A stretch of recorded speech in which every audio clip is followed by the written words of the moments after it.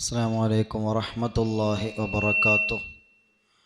ബിസ്മില്ലാഹിർ റഹ്മാനിർ റഹീം. അൽഹംദുലില്ലാഹി റബ്ബിൽ ആലമീൻ. വസ്സലാത്തു വസ്സലാമു അലാ അഷ്റഫിൽ മുർസലീൻ വആലി കുല്ലി വസ്സഹാബത്തി അജ്മഈൻ. അമ്മാ ബഅദ്. ഏറ്റവും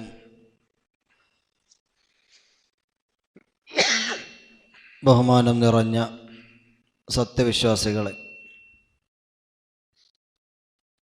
പരിശുദ്ധമായ ദുൽഹജ്ജ മാസം വിശ്വാസികളെ സംബന്ധിച്ചിടത്തോളം വളരെ പ്രാധാന്യമർഹിക്കുന്ന ഒരു മാസമാണ്. ദുൽഹിജ്ജ മാസം കടന്നു വരുമ്പോൾ ആ മാസത്തിൻ്റെ പവിത്രതയും അതിലുള്ള പ്രത്യേകതകളും, പ്രത്യേകിച്ച് ദുൽഹിജ്ജ മാസത്തിലെ വളരെ പ്രധാനപ്പെട്ട ആരാധനകളിലൊന്നായ ഉളുഹിയ്യത്ത് കർമ്മവും അനുബന്ധ വിഷയങ്ങളുമൊക്കെ വിശ്വാസികൾ അതിനെക്കുറിച്ച് ബോധവാന്മാരാണെങ്കിലും വർഷത്തിലൊരിക്കൽ കടന്നു വരുന്ന ഒരു സംവിധാനമായതുകൊണ്ട് ചില വിശദീകരണങ്ങളും ചില പഠനങ്ങളുമൊക്കെ ആവശ്യമാണ് എന്ന് മനസ്സിലാക്കിക്കൊണ്ടാണ് കൊട്ടുക്കര മർക്കസുൽ ബദരിയ്യക്ക് കീഴിൽ ഉളുഹിയ്യത്ത് സംബന്ധമായ സംശയ നിവാരണ വേദി സംഘടിപ്പിച്ചിട്ടുള്ളത്.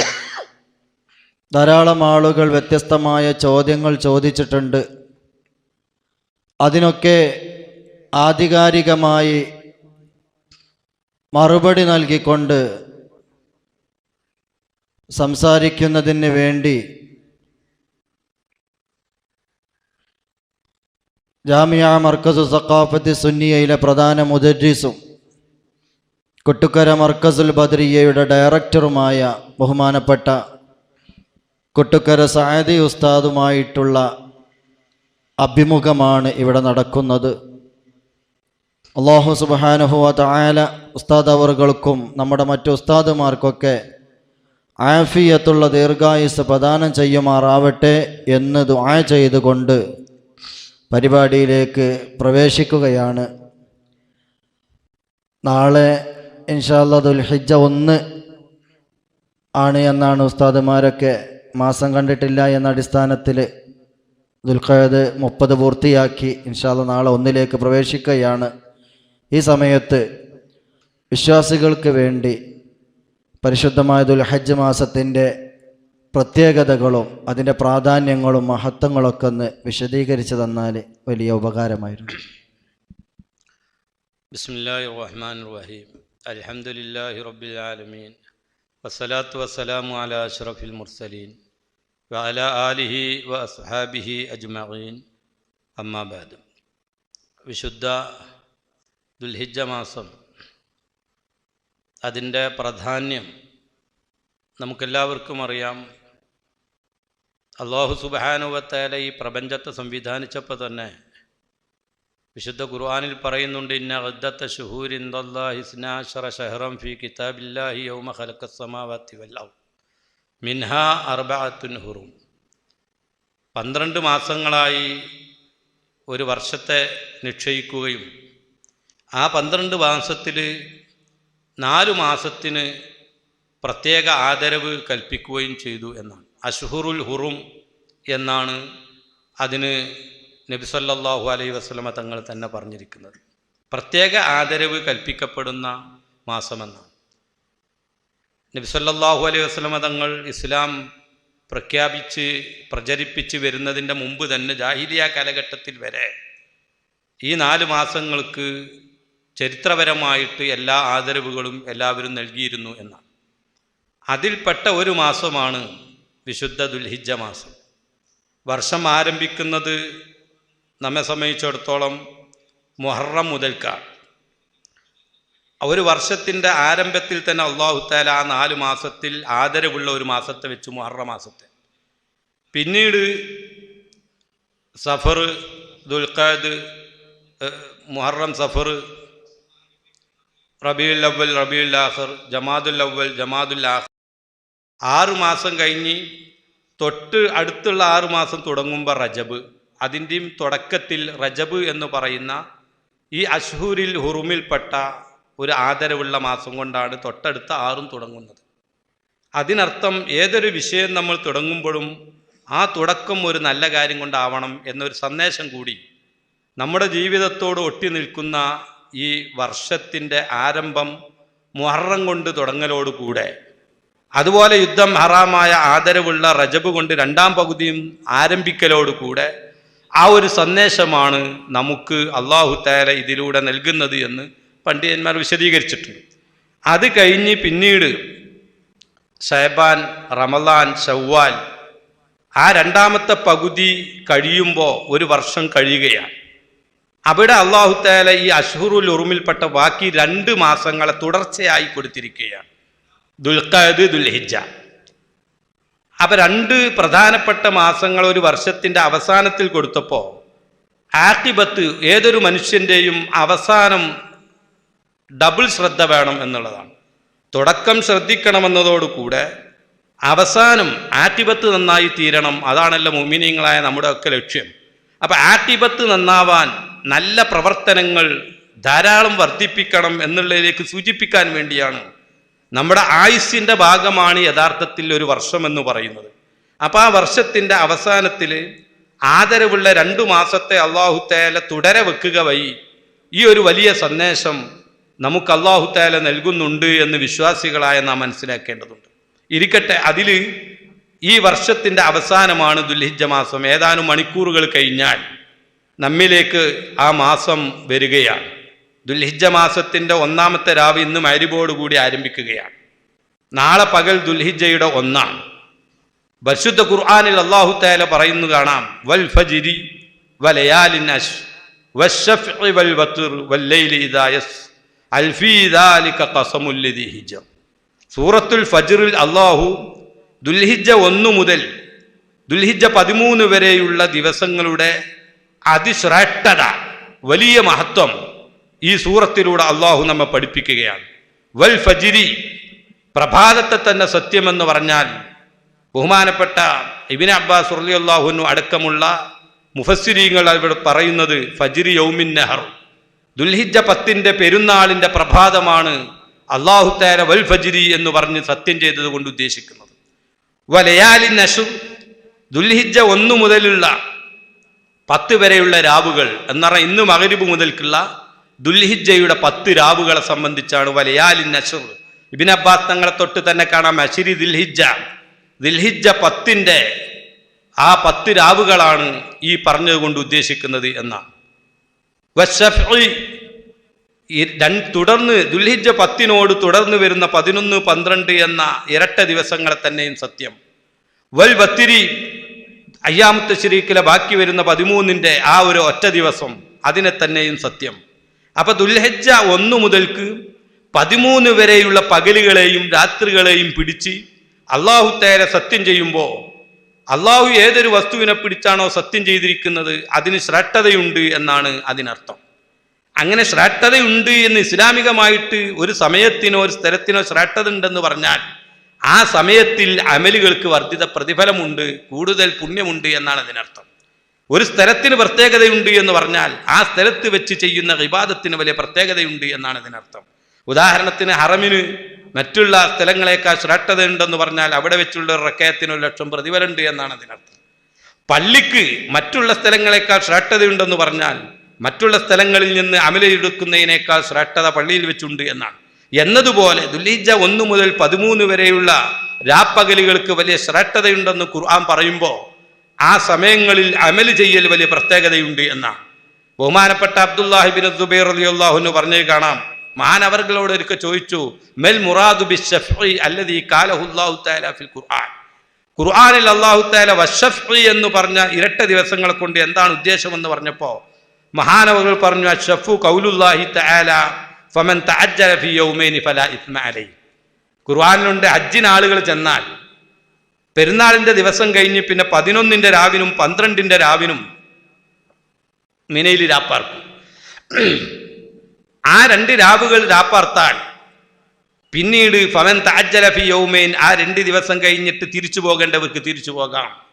അപ്പൊ ആ 2 ദിവസത്തെ സംബന്ധിച്ചാണ് വശഫഇ, ഇരട്ട ദിവസങ്ങളിൽ എന്ന് അല്ലാഹു തആല സത്യം ചെയ്തത് 11, 12 ആണ്. വൽ വത്രി എന്ന് പറഞ്ഞതിന് മഹാൻ തഫ്സീർ കൊടുത്ത് കാണാം, വൽ വത്ർ ഖൗലുഹു തആല വമൻ തഅഖറ ഫലാ ഇസ്മ അലൈഹി. അല്ല 13ാമത്തെ രാവും അവിടെ രാപ്പാർത്ത് 13ന്റെ രാവിലെ എറിഞ്ഞ് അങ്ങനെ ഹാജിമാര് ദുൽഹിജ്ജ 13നും എറിയാൻ വേണ്ടി നിൽക്കുന്ന ആ ഒറ്റ ദിവസത്തെ സംബന്ധിച്ചാണ് വൽ വത്രി എന്ന് പറഞ്ഞത് എന്ന് ബഹുമാനപ്പെട്ട അബ്ദുല്ലാഹി ബിൻ സുബൈർ റളിയല്ലാഹു അൻഹു പറഞ്ഞതായി തഫ്സീർ ഇബ്നു കസീറൊക്കെ രേഖപ്പെടുത്തിയിട്ടുണ്ട്. അപ്പൊ ചുരുക്കത്തിൽ ഈ നമുക്ക് ഇനി മുന്നിൽ ഈ വരാനിരിക്കുന്ന ദുൽഹിജ്ജ 1 മുതലുള്ള രാപ്പകലുകൾക്ക് വലിയ ശ്രേഷ്ഠതയുണ്ട് എന്നാണ്. അതിൽ 1-2 അമൽ കൂടി പറഞ്ഞ് ഇൻഷാ അല്ലാഹ് നമുക്ക് നമ്മുടെ മറ്റ് മസ്അലകളിലേക്ക് കിടക്കാം. മാമിൻ അയ്യാമിൻ അൽ അമലു സ്വാലിഹു അഹബ്ബു ഇലല്ലാഹി ഫിഹാ മിൻ ഹാദിഹിൽ അയ്യാം. നബി സല്ലല്ലാഹു അലൈഹി വസല്ലം തങ്ങളുടെ ഒരു ഹദീസ് കാണാം, ഒരു വർഷത്തിൽ 365ഓളം ദിവസങ്ങളിൽ ഈ ദുൽഹിജ്ജയുടെ 10ന്റെ രാപ്പകലുകളിൽ ചെയ്യുന്ന പ്രവർത്തനങ്ങളെക്കാൾ അള്ളാഹുവിന് മഹത്വമുള്ള, അള്ളാഹുവിന് പൊരുത്തമുള്ള, അള്ളാഹുവിന് ഇഷ്ടമുള്ള മറ്റ് ദിവസങ്ങൾ ഇല്ല എന്ന് അത്രമാത്രം അമലുകൾക്ക് ശ്രേഷ്ഠത കൽപ്പിക്കപ്പെട്ട രാപ്പകലുകളാണ് ദുൽഹിജ്ജ 1 മുതൽ 10 വരെ ഉള്ള ദിവസങ്ങളെന്ന്. എന്നിട്ട് അവിടെ പറയുന്നത് കാണാം, യഅദിലു സിയാമ കുല്ലി യൗമിൻ മിൻ നബിയ സിയാമി സന. ദുൽഹിജ്ജ 1 മുതൽ ഒരു ദിവസത്തിന്റെ, ഒരു പകലിന്റെ നോമ്പിന് 1 വർഷത്തെ നോമ്പിന്റെ പ്രതിഫലമുണ്ട് എന്ന് തിർമിദി റളിയല്ലാഹു അൻഹു, ബൈഹഖി റളിയല്ലാഹു അൻഹു ഒക്കെ റിപ്പോർട്ട് ചെയ്ത ഹദീസുകളിൽ കാണാം. അതുപോലെ തന്നെ ഈ ദുൽഹിജ്ജ 1 മുതൽ പിന്നെ ചെയ്യേണ്ടുന്ന, വർദ്ധിപ്പിക്കേണ്ടുന്ന അമലാണ് 1 മുതൽ വയദ്കുറു ഇസ്മല്ലാഹി ഫി അയ്യാമിൻ മഅലൂമാത്ത്. ഈ എണ്ണപ്പെട്ട അയ്യാമു മഅലൂമാത്ത് എന്ന് പറഞ്ഞാൽ ദുൽഹിജ്ജ 1 മുതൽ 10 വരെയുള്ള ദിവസങ്ങളെ പറ്റിയാണ് അയ്യാമു മഅലൂമാത്ത് എന്ന് പറയുന്നത്. അതാണ് 1-ലധികം സ്ഥലങ്ങളിൽ പരിശുദ്ധ ഖുർആൻ ഈ ദുൽഹിജ്ജ 1 മുതൽ 10 വരെയുള്ള ദിവസങ്ങളെ പറഞ്ഞിട്ടുണ്ട്. അപ്പൊ അയ്യാമു മഅലൂമാത്തിൽ അവർ അള്ളാഹുവിനെ കൂടുതലായി സ്മരിക്കണം എന്ന് ഖുർആൻ പറഞ്ഞതിന് 2 അർത്ഥങ്ങൾ പറയുന്നുണ്ട്. ഒന്ന്, തക്ബീറുകളും തഹ്ലീലുകളും ദിക്റുകളും സലാത്തുകളും സുന്നത്ത് ഒക്കെ വർദ്ധിപ്പിച്ച് അള്ളാഹുവിന്റെ സ്മരണ നിലനിർത്താനുള്ള ഇബാദത്തുകൾ വർദ്ധിപ്പിക്കുക, ദാനധർമ്മങ്ങൾ വർദ്ധിപ്പിക്കുക. മറ്റൊന്ന് പറയുന്നത് അലാമാ റസഖഹും മിൻ ബഹീമത്തിൽ അൻആം, ഉലിഹിയത്ത് അറിവ് നടത്താൻ പറ്റിയ വർഗങ്ങളിൽപ്പെട്ട മൃഗങ്ങളെ കാണുമ്പോൾ, ആ മൃഗങ്ങളുടെ ശബ്ദം കേൾക്കുമ്പോൾ ദുൽഹിജ്ജ 1 മുതൽ 10 വരെ തക്ബീർ ചൊല്ലല് സുന്നത്തുണ്ട് എന്നാണ്. അത് ഇന്ന സമയമെന്നില്ല. ആ ദുൽഹിജ്ജ 1 മുതൽ എന്ന് പറഞ്ഞാൽ ഇന്ന്, ഈ വർഷത്തേത് ഇന്ന് അസ്തമിച്ചത് മുതൽക്ക് ഉലിഹിയത്ത് അറിവ് നടത്താൻ പറ്റിയ വർഗത്തിൽപ്പെട്ട മൃഗങ്ങൾ, നമ്മൾ ഉലിയത്തിന് വെച്ച മൃഗം എന്നല്ല, ഉലിയത്ത് അറിവ് നടത്താൻ പറ്റിയ വർഗങ്ങളിൽപ്പെട്ട ഏത് മൃഗങ്ങളെ കണ്ടാലോ, അത് ആടുമാട് ഒട്ടകമാണ്, അവരിൽപ്പെട്ട ഏത് മൃഗങ്ങളെ കണ്ടാലോ അല്ലെങ്കിൽ അവരുടെ ശബ്ദം കേട്ടാലോ പ്രത്യേകമായി തക്ബീർ ചൊല്ലൽ സുന്നത്തുണ്ട് എന്നാണ് ഈ ആയത്തിന് അർത്ഥമെന്ന് കർമ്മശാസ്ത്ര പണ്ഡിതന്മാർ വിശദീകരിച്ചിട്ടുണ്ട്. വയദ്കുറു ഇസ്മല്ലാഹി ഫി അയ്യാമിൻ മഅലൂമാത്ത് അലാ മാ റസഖഹും മിൻ ബഹീമത്തിൽ അൻആം. ബഹുമാനപ്പെട്ട ഇബ്നു അബ്ബാസ് റളിയല്ലാഹു അൻഹു, അതുപോലെ ഇമാം ശാഫിഈ റളിയല്ലാഹു അൻഹു, അതുപോലെ വൽ ജംഹൂർ, ധാരാളം പണ്ഡിതന്മാരും ഈ അയ്യാമു മഅലൂമാത്ത് എന്ന് പറഞ്ഞാൽ ഈ അയ്യാമുൽ അശ്റാണ് എന്ന് പറഞ്ഞത് ഇമാം നബി റളിയല്ലാഹു അൻഹു അദ്കാറിൽ അത് ഉദ്ധരിച്ചിട്ടുണ്ട്. അതുപോലെ വേറെയും ധാരാളം പ്രത്യേകതകൾ അതുമായി ബന്ധപ്പെട്ടുണ്ട്. തക്ബീർ ഞാൻ ഒന്ന് പറഞ്ഞു, വേറെയും തക്ബീറുകളുണ്ട്. ഇൻഷാ അല്ലാഹ് നമുക്ക് സൗകര്യം പോലെ അത് പറയാവുന്നതാണ്. ഇങ്ങനെ അതിമഹത്തായ ശ്രേഷ്ഠതയുള്ള രാപ്പകലുകളാണ് ദുൽഹിജ്ജ 1 മുതൽ 13 വരെയുള്ള പകലുകളും രാത്രികളും എന്ന് നാം മനസ്സിലാക്കണം എന്ന് സാന്ദർഭികമായി ഓർമ്മപ്പെടുത്തുകയാണ്. തക്ബീറിൻ്റെ വിഷയം പറഞ്ഞല്ലോ, 1 മുതൽ തന്നെ എല്ലാ സമയത്തും തക്ബീർ ചൊല്ലൽ സുന്നത്തുണ്ടോ ദുൽഹിജ്ജ മാസത്തിൻ്റെ? അതെ, 1 മുതൽ ഈ മൃഗങ്ങളെ കാണുന്ന സമയത്ത് ദുൽഹിജ്ജ 1 മുതൽ ഉലിഹിയത്ത് അറിവിന് അല്ലാഹു തആല നിശ്ചയിച്ചിരിക്കുന്നത് ആട്, മാട്, ഒട്ടകം, ബഹീമത്തുൽ അൻആം, അൻആം എന്നാണ് പറയുന്നത്. അപ്പൊ ആ വർഗങ്ങളിൽപ്പെട്ട ഏത് മൃഗത്തെ കണ്ടാലും, ഒരാൾ ഉലിഹിയത്തിന് വേണ്ടി പ്രത്യേകം കരുതി വെച്ച മൃഗത്തെ കാണുമ്പോൾ എന്ന് മാത്രമല്ല, ആ വർഗത്തിൽപ്പെട്ട മൃഗങ്ങളെ നമ്മൾ കാണുമ്പോൾ അല്ലെങ്കിൽ അവരുടെ ശബ്ദം കേൾക്കുമ്പോൾ തക്ബീർ ചൊല്ലൽ സുന്നത്താണ്. അതുപോലെ നിസ്കാരങ്ങൾക്ക് ശേഷമുള്ള തക്ബീറിനെ കുറിച്ച് പറയുന്നിടത്ത്, ചെറിയ പെരുന്നാളിനാണെങ്കിൽ നിസ്കാരത്തിൻ്റെ ദിക്റുകളൊക്കെ കഴിഞ്ഞതിന് ശേഷവും, വലിയ പെരുന്നാളിൻ്റെ തക്ബീറുകളാണെങ്കിൽ നിസ്കാരം കഴിഞ്ഞ് സലാം വീട്ടിയ ഉടനെയുമാണ് ചൊല്ലേണ്ടത് എന്ന് കേൾക്കുന്നുണ്ട്. അതിന് വല്ല അടിസ്ഥാനങ്ങളും? അതവിടെ തക്ബീറുമായി ബന്ധപ്പെട്ട് 3 രൂപത്തിലുള്ള തക്ബീർ ബലിപെരുന്നാളിനുണ്ട്. അതിൽ ഒന്നാമത്തെ തക്ബീർ നമ്മൾ പറഞ്ഞു 1 മുതൽ ചെല്ലരുത്. രണ്ടാമത്തെ തക്ബീർ ദുൽഹിജ്ജ 10 രാവ് മുതൽക്ക്, അഥവാ ഫി ലൈലത്തിൽ ഈദി മിൻ ഉറൂബി ശംസി ഇലാ അൻ യുഹ്രിമൽ ഇമാം, സൂര്യാസ്തമനം മുതൽക്ക്. ദുൽഹിജ്ജ 9 അസ്തമിച്ചാൽ ദുൽഹിജ്ജ 10 നമ്മൾ പെരുന്നാളിൻ്റെ രാവായി. അപ്പോൾ ആ അസ്തമനം മുതൽക്ക് ഇമാമ് പെരുന്നാൾ നിസ്കാരത്തിന് തക്ബീർ കെട്ടുന്നത് വരെയുള്ള സമയത്തിൻ്റെ ഇടയിലായിട്ട് മുർസലായ തക്ബീർ എന്ന് പറയും. നിസ്കാരത്തിൻ്റെ ശേഷവും ഉണ്ട്, അത് അല്ലാതെയും ഉണ്ട്. ആ തക്ബീർ മുർസലാണ്, എപ്പോഴും ചെല്ലാം. തക്ബീർ സുന്നത്താണ്. അപ്പോൾ ദുൽഹിജ്ജ 10 രാവ് തുടങ്ങിയത് മുതൽക്ക് ഇമാമ് പെരുന്നാൾ നിസ്കാരത്തിന് തക്ബീർ കെട്ടുന്നത് വരെ അതിൻ്റെ ഉള്ളിലായിട്ട് മുർസലായ തക്ബീർ എങ്ങനെ വർദ്ധിപ്പിക്കുക. അത് അങ്ങാടിയിൽ പോകുമ്പോഴും വീട്ടിലിരിക്കുമ്പോഴും. അതുപോലെ ആ തക്ബീർ നിസ്കാരത്തിൻ്റെ ശേഷമുണ്ട്. എപ്പോൾ? നിസ്കാരത്തിൻ്റെ ഈ ലൈലത്തുൽ ഈദിൻ്റെ നിസ്കാരത്തിൻ്റെ ശേഷം. അതേ സമയത്ത് ബലി പെരുന്നാളിന് ഇമാമ് തക്ബീർ കെട്ടിക്കഴിഞ്ഞാൽ പിന്നെ ആ തക്ബീർ ഇല്ല, അത് കഴിഞ്ഞു. അപ്പോൾ വലിയ പെരുന്നാൾ നിസ്കാരം നിസ്കരിക്കുന്നത് വരെ ഈ മുർസലായ തക്ബീർ ഉണ്ട്. ഇനി മൂന്നാമത്തെ ഒരു തക്ബീറുണ്ട്, അതിന് മുഖയ്യദായ തക്ബീർ. അത് ബലി പെരുന്നാളിനേ ഉള്ളൂ, ചെറു പെരുന്നാളിനില്ല.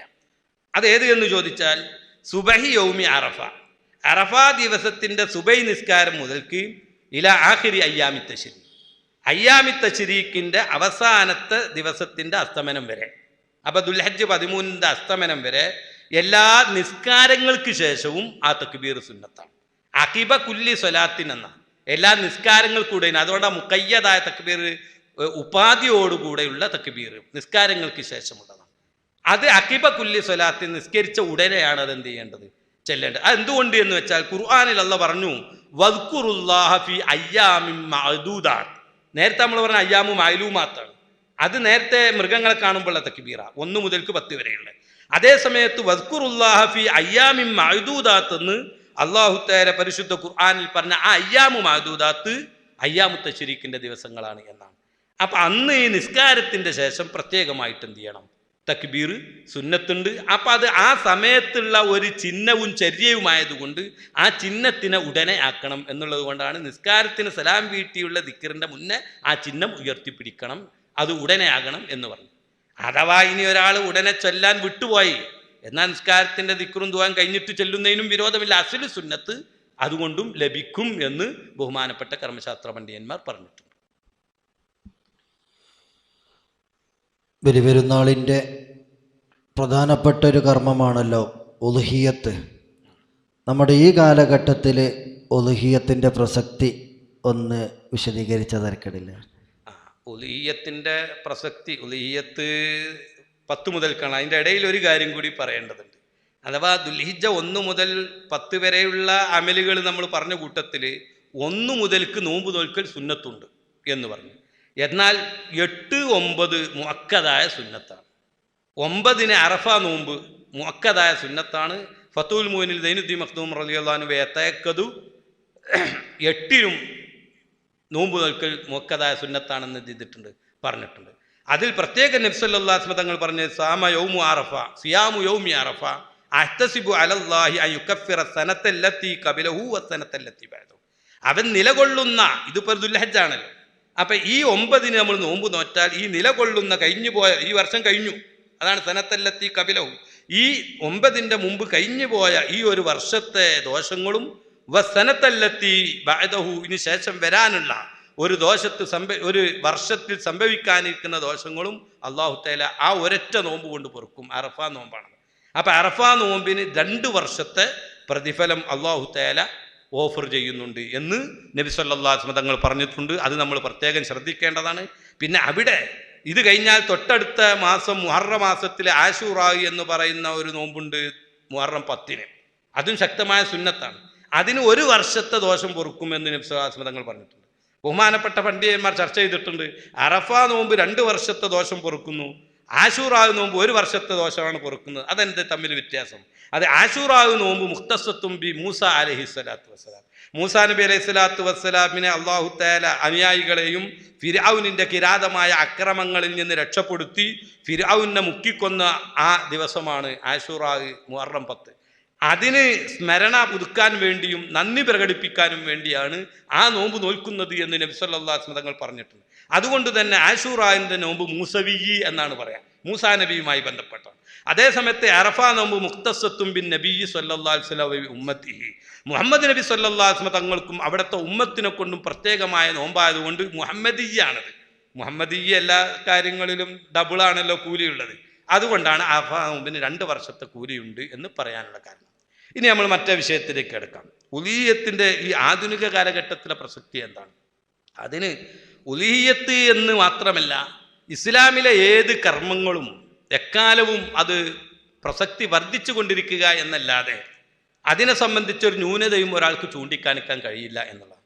ഉദാഹരണത്തിന് ഇസ്ലാമിൽ മനുഷ്യ ജീവിതവുമായി ഒട്ടി നിൽക്കുന്ന നിയമങ്ങളാണ് ഇത്തരം കാര്യങ്ങളൊക്കെ നമുക്ക് വായിച്ചെടുക്കാനാവുക.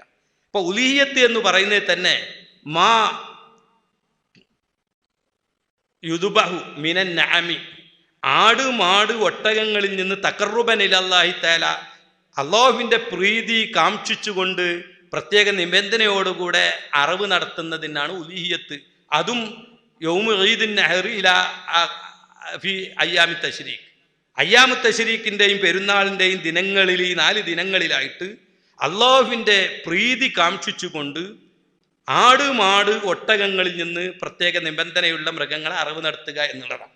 എന്നിട്ട് ആ അറവ് നടത്തി ഇറാഖത്തുദ്ദമ്, അറവ് നടത്തിയതിനു ശേഷം മാംസം ദരിദ്രർക്ക് അതുപോലെ തന്നെ അഗതികൾക്ക്, ചില മാംസങ്ങളൊക്കെ മറ്റുള്ള സമ്പന്നന്മാർക്കും ഒക്കെ നൽകാൻ പറ്റിയ രൂപത്തിൽ ആണ് അതിൻ്റെ വിതരണവും ഇസ്ലാം വെച്ചിരിക്കുന്നത്. ഒരു മനുഷ്യനെ സംബന്ധിച്ചിടത്തോളം അവൻ്റെ പട്ടിണി മാറാൻ, അവൻ്റെ വിശപ്പ് മാറ്റുവാനും അവന് ആരോഗ്യമുണ്ടാകാനും പോഷക ആഹാരങ്ങൾ അത്യാവശ്യമാണ്, അടിസ്ഥാനപരമായ ഒരു ആവശ്യമാണ്. അതുകൊണ്ട് തന്നെ ചെറിയ പെരുന്നാൾ നോമ്പ് അവസാനിച്ച് ചെറിയ പെരുന്നാൾ വരുമ്പോൾ ലോകത്തുള്ള മുസ്ലിമീങ്ങളോടാകെ 2.5 കിലോ അരിയെങ്കിലും ചുരുങ്ങിയത് മനുഷ്യർ അവരുടെ അടിസ്ഥാന ആവശ്യമാകുന്ന വിശപ്പ് മാറാൻ വേണ്ടി ഭക്ഷിക്കുന്ന ആഹാരയോഗ്യമായ ധാന്യവർഗ്ഗങ്ങൾ 2.5 കിലോ ധർമ്മം ചെയ്യൽ നിർബന്ധ കൽപ്പന ഇസ്ലാം വെച്ചിരിക്കുകയാണ്. അപ്പോൾ ഇപ്പോൾ നമ്മളെ കേരളത്തെ സംബന്ധിച്ചിടത്തോളം തന്നെ 3 കോടി ജനങ്ങളുണ്ട്. അതുപോലെ ഇന്ത്യ രാജ്യത്ത് 100 കോടിയിൽ അപ്പുറം ജനങ്ങളുണ്ട്. അതിൽ 4-1 മുസ്ലിമുണ്ട് എന്ന് ചുരുങ്ങിയതെടുക്കാം. അപ്പം അങ്ങനെ എടുക്കുമ്പോൾ തന്നെ 10, 20, 25 കോടി ജനങ്ങൾ ഇന്ത്യയിലുണ്ട്. ഏറ്റവും ചുരുങ്ങിയത് 20 എടുക്കാം. ഈ 20 കോടി ജനങ്ങളിൽ ഓരോ ആളുകളുടെ പേരിലും 2.5 കിലോ അരി പുറത്തേക്ക് പോകണം.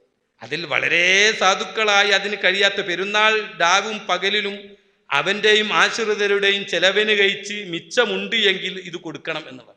അപ്പോൾ ഏകദേശമായി 20 കോടിയിൽ ഒരു 15 കോടി ആളുകൾക്കെങ്കിലും ഈ 2.5 കിലോ അരി കൊടുക്കൽ നിർബന്ധമാകും. അല്ലെങ്കിൽ 10 കോടി പകുതി എടുക്കുക. ഈ 10 കോടി ആളുകൾ 2.5 കിലോ അരി വീതം, അതും അവരവരുടെ പ്രദേശത്തുള്ള ദരിദ്രർക്കാണ് ഇത് നൽകേണ്ടത് എന്നാണ്.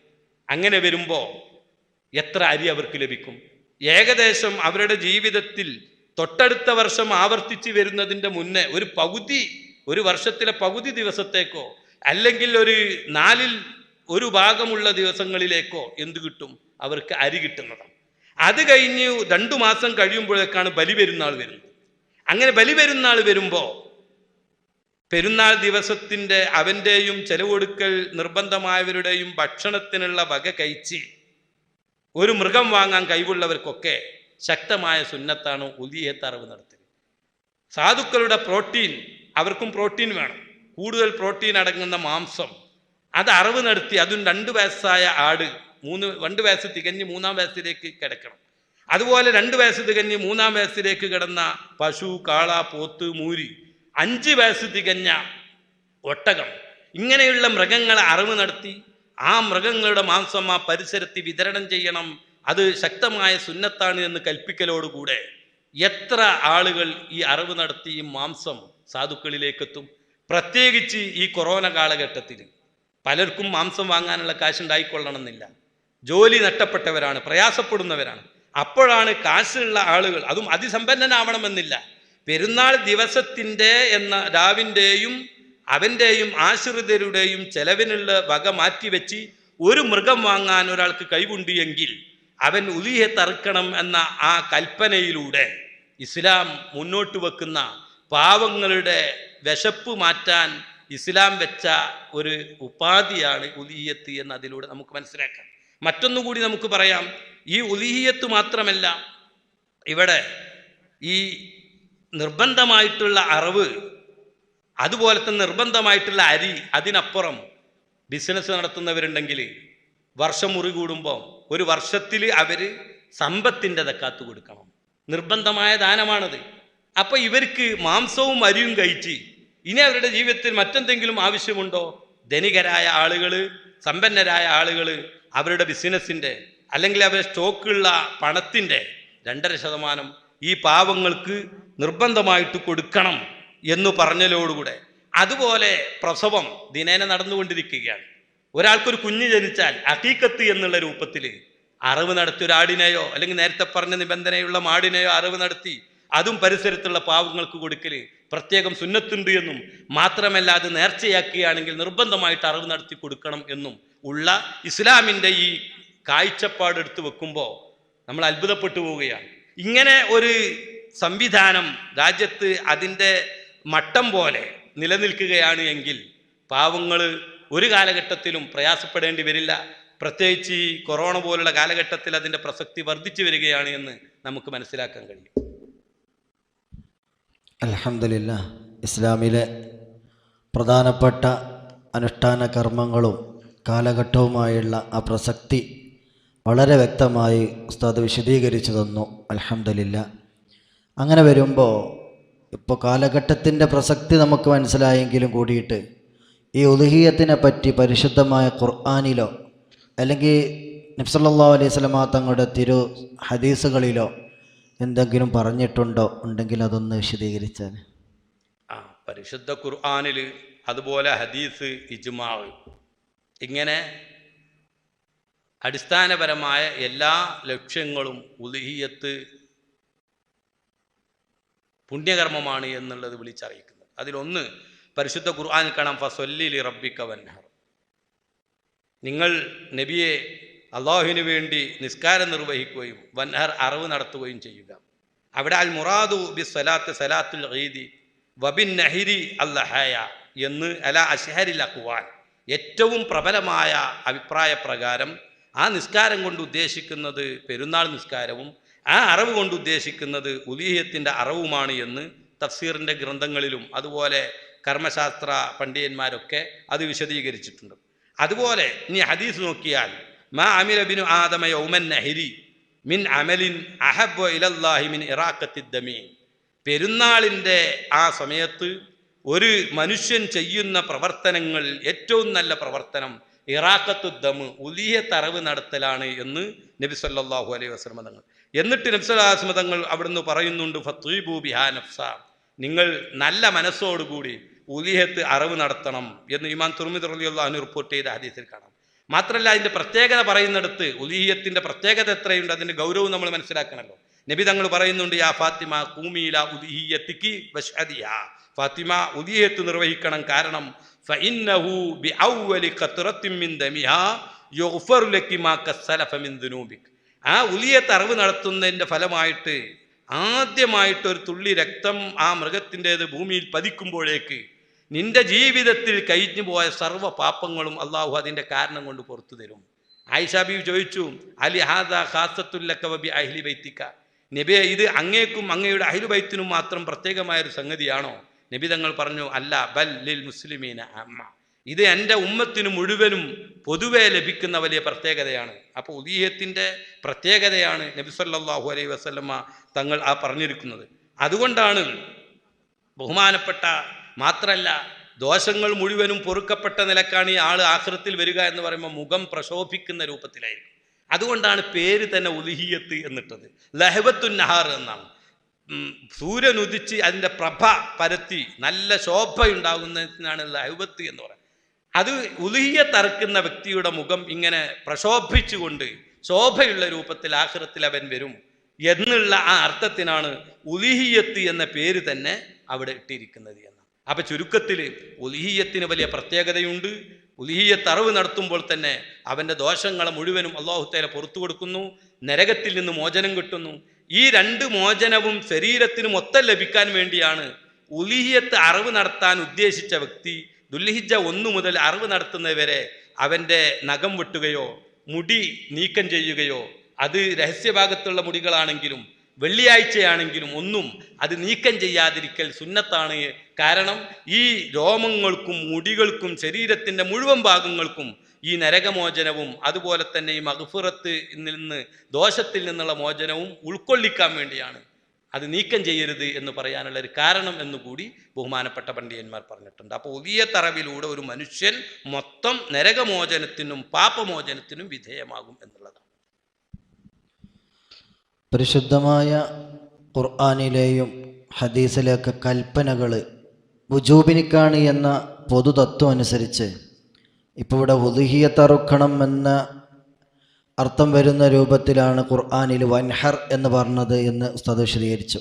വൻഹർ എന്നുള്ളത് അമ്രിൻ്റെ സീഗയാണല്ലോ, അപ്പം അത് നിർബന്ധ ബാധ്യതയാണ്, ഓരോരുത്തരുടെ മേലും നിർബന്ധമാണ് എന്ന് വരൂലേ? അങ്ങനെ ചിലർ സംശയം പറയാറുണ്ട്.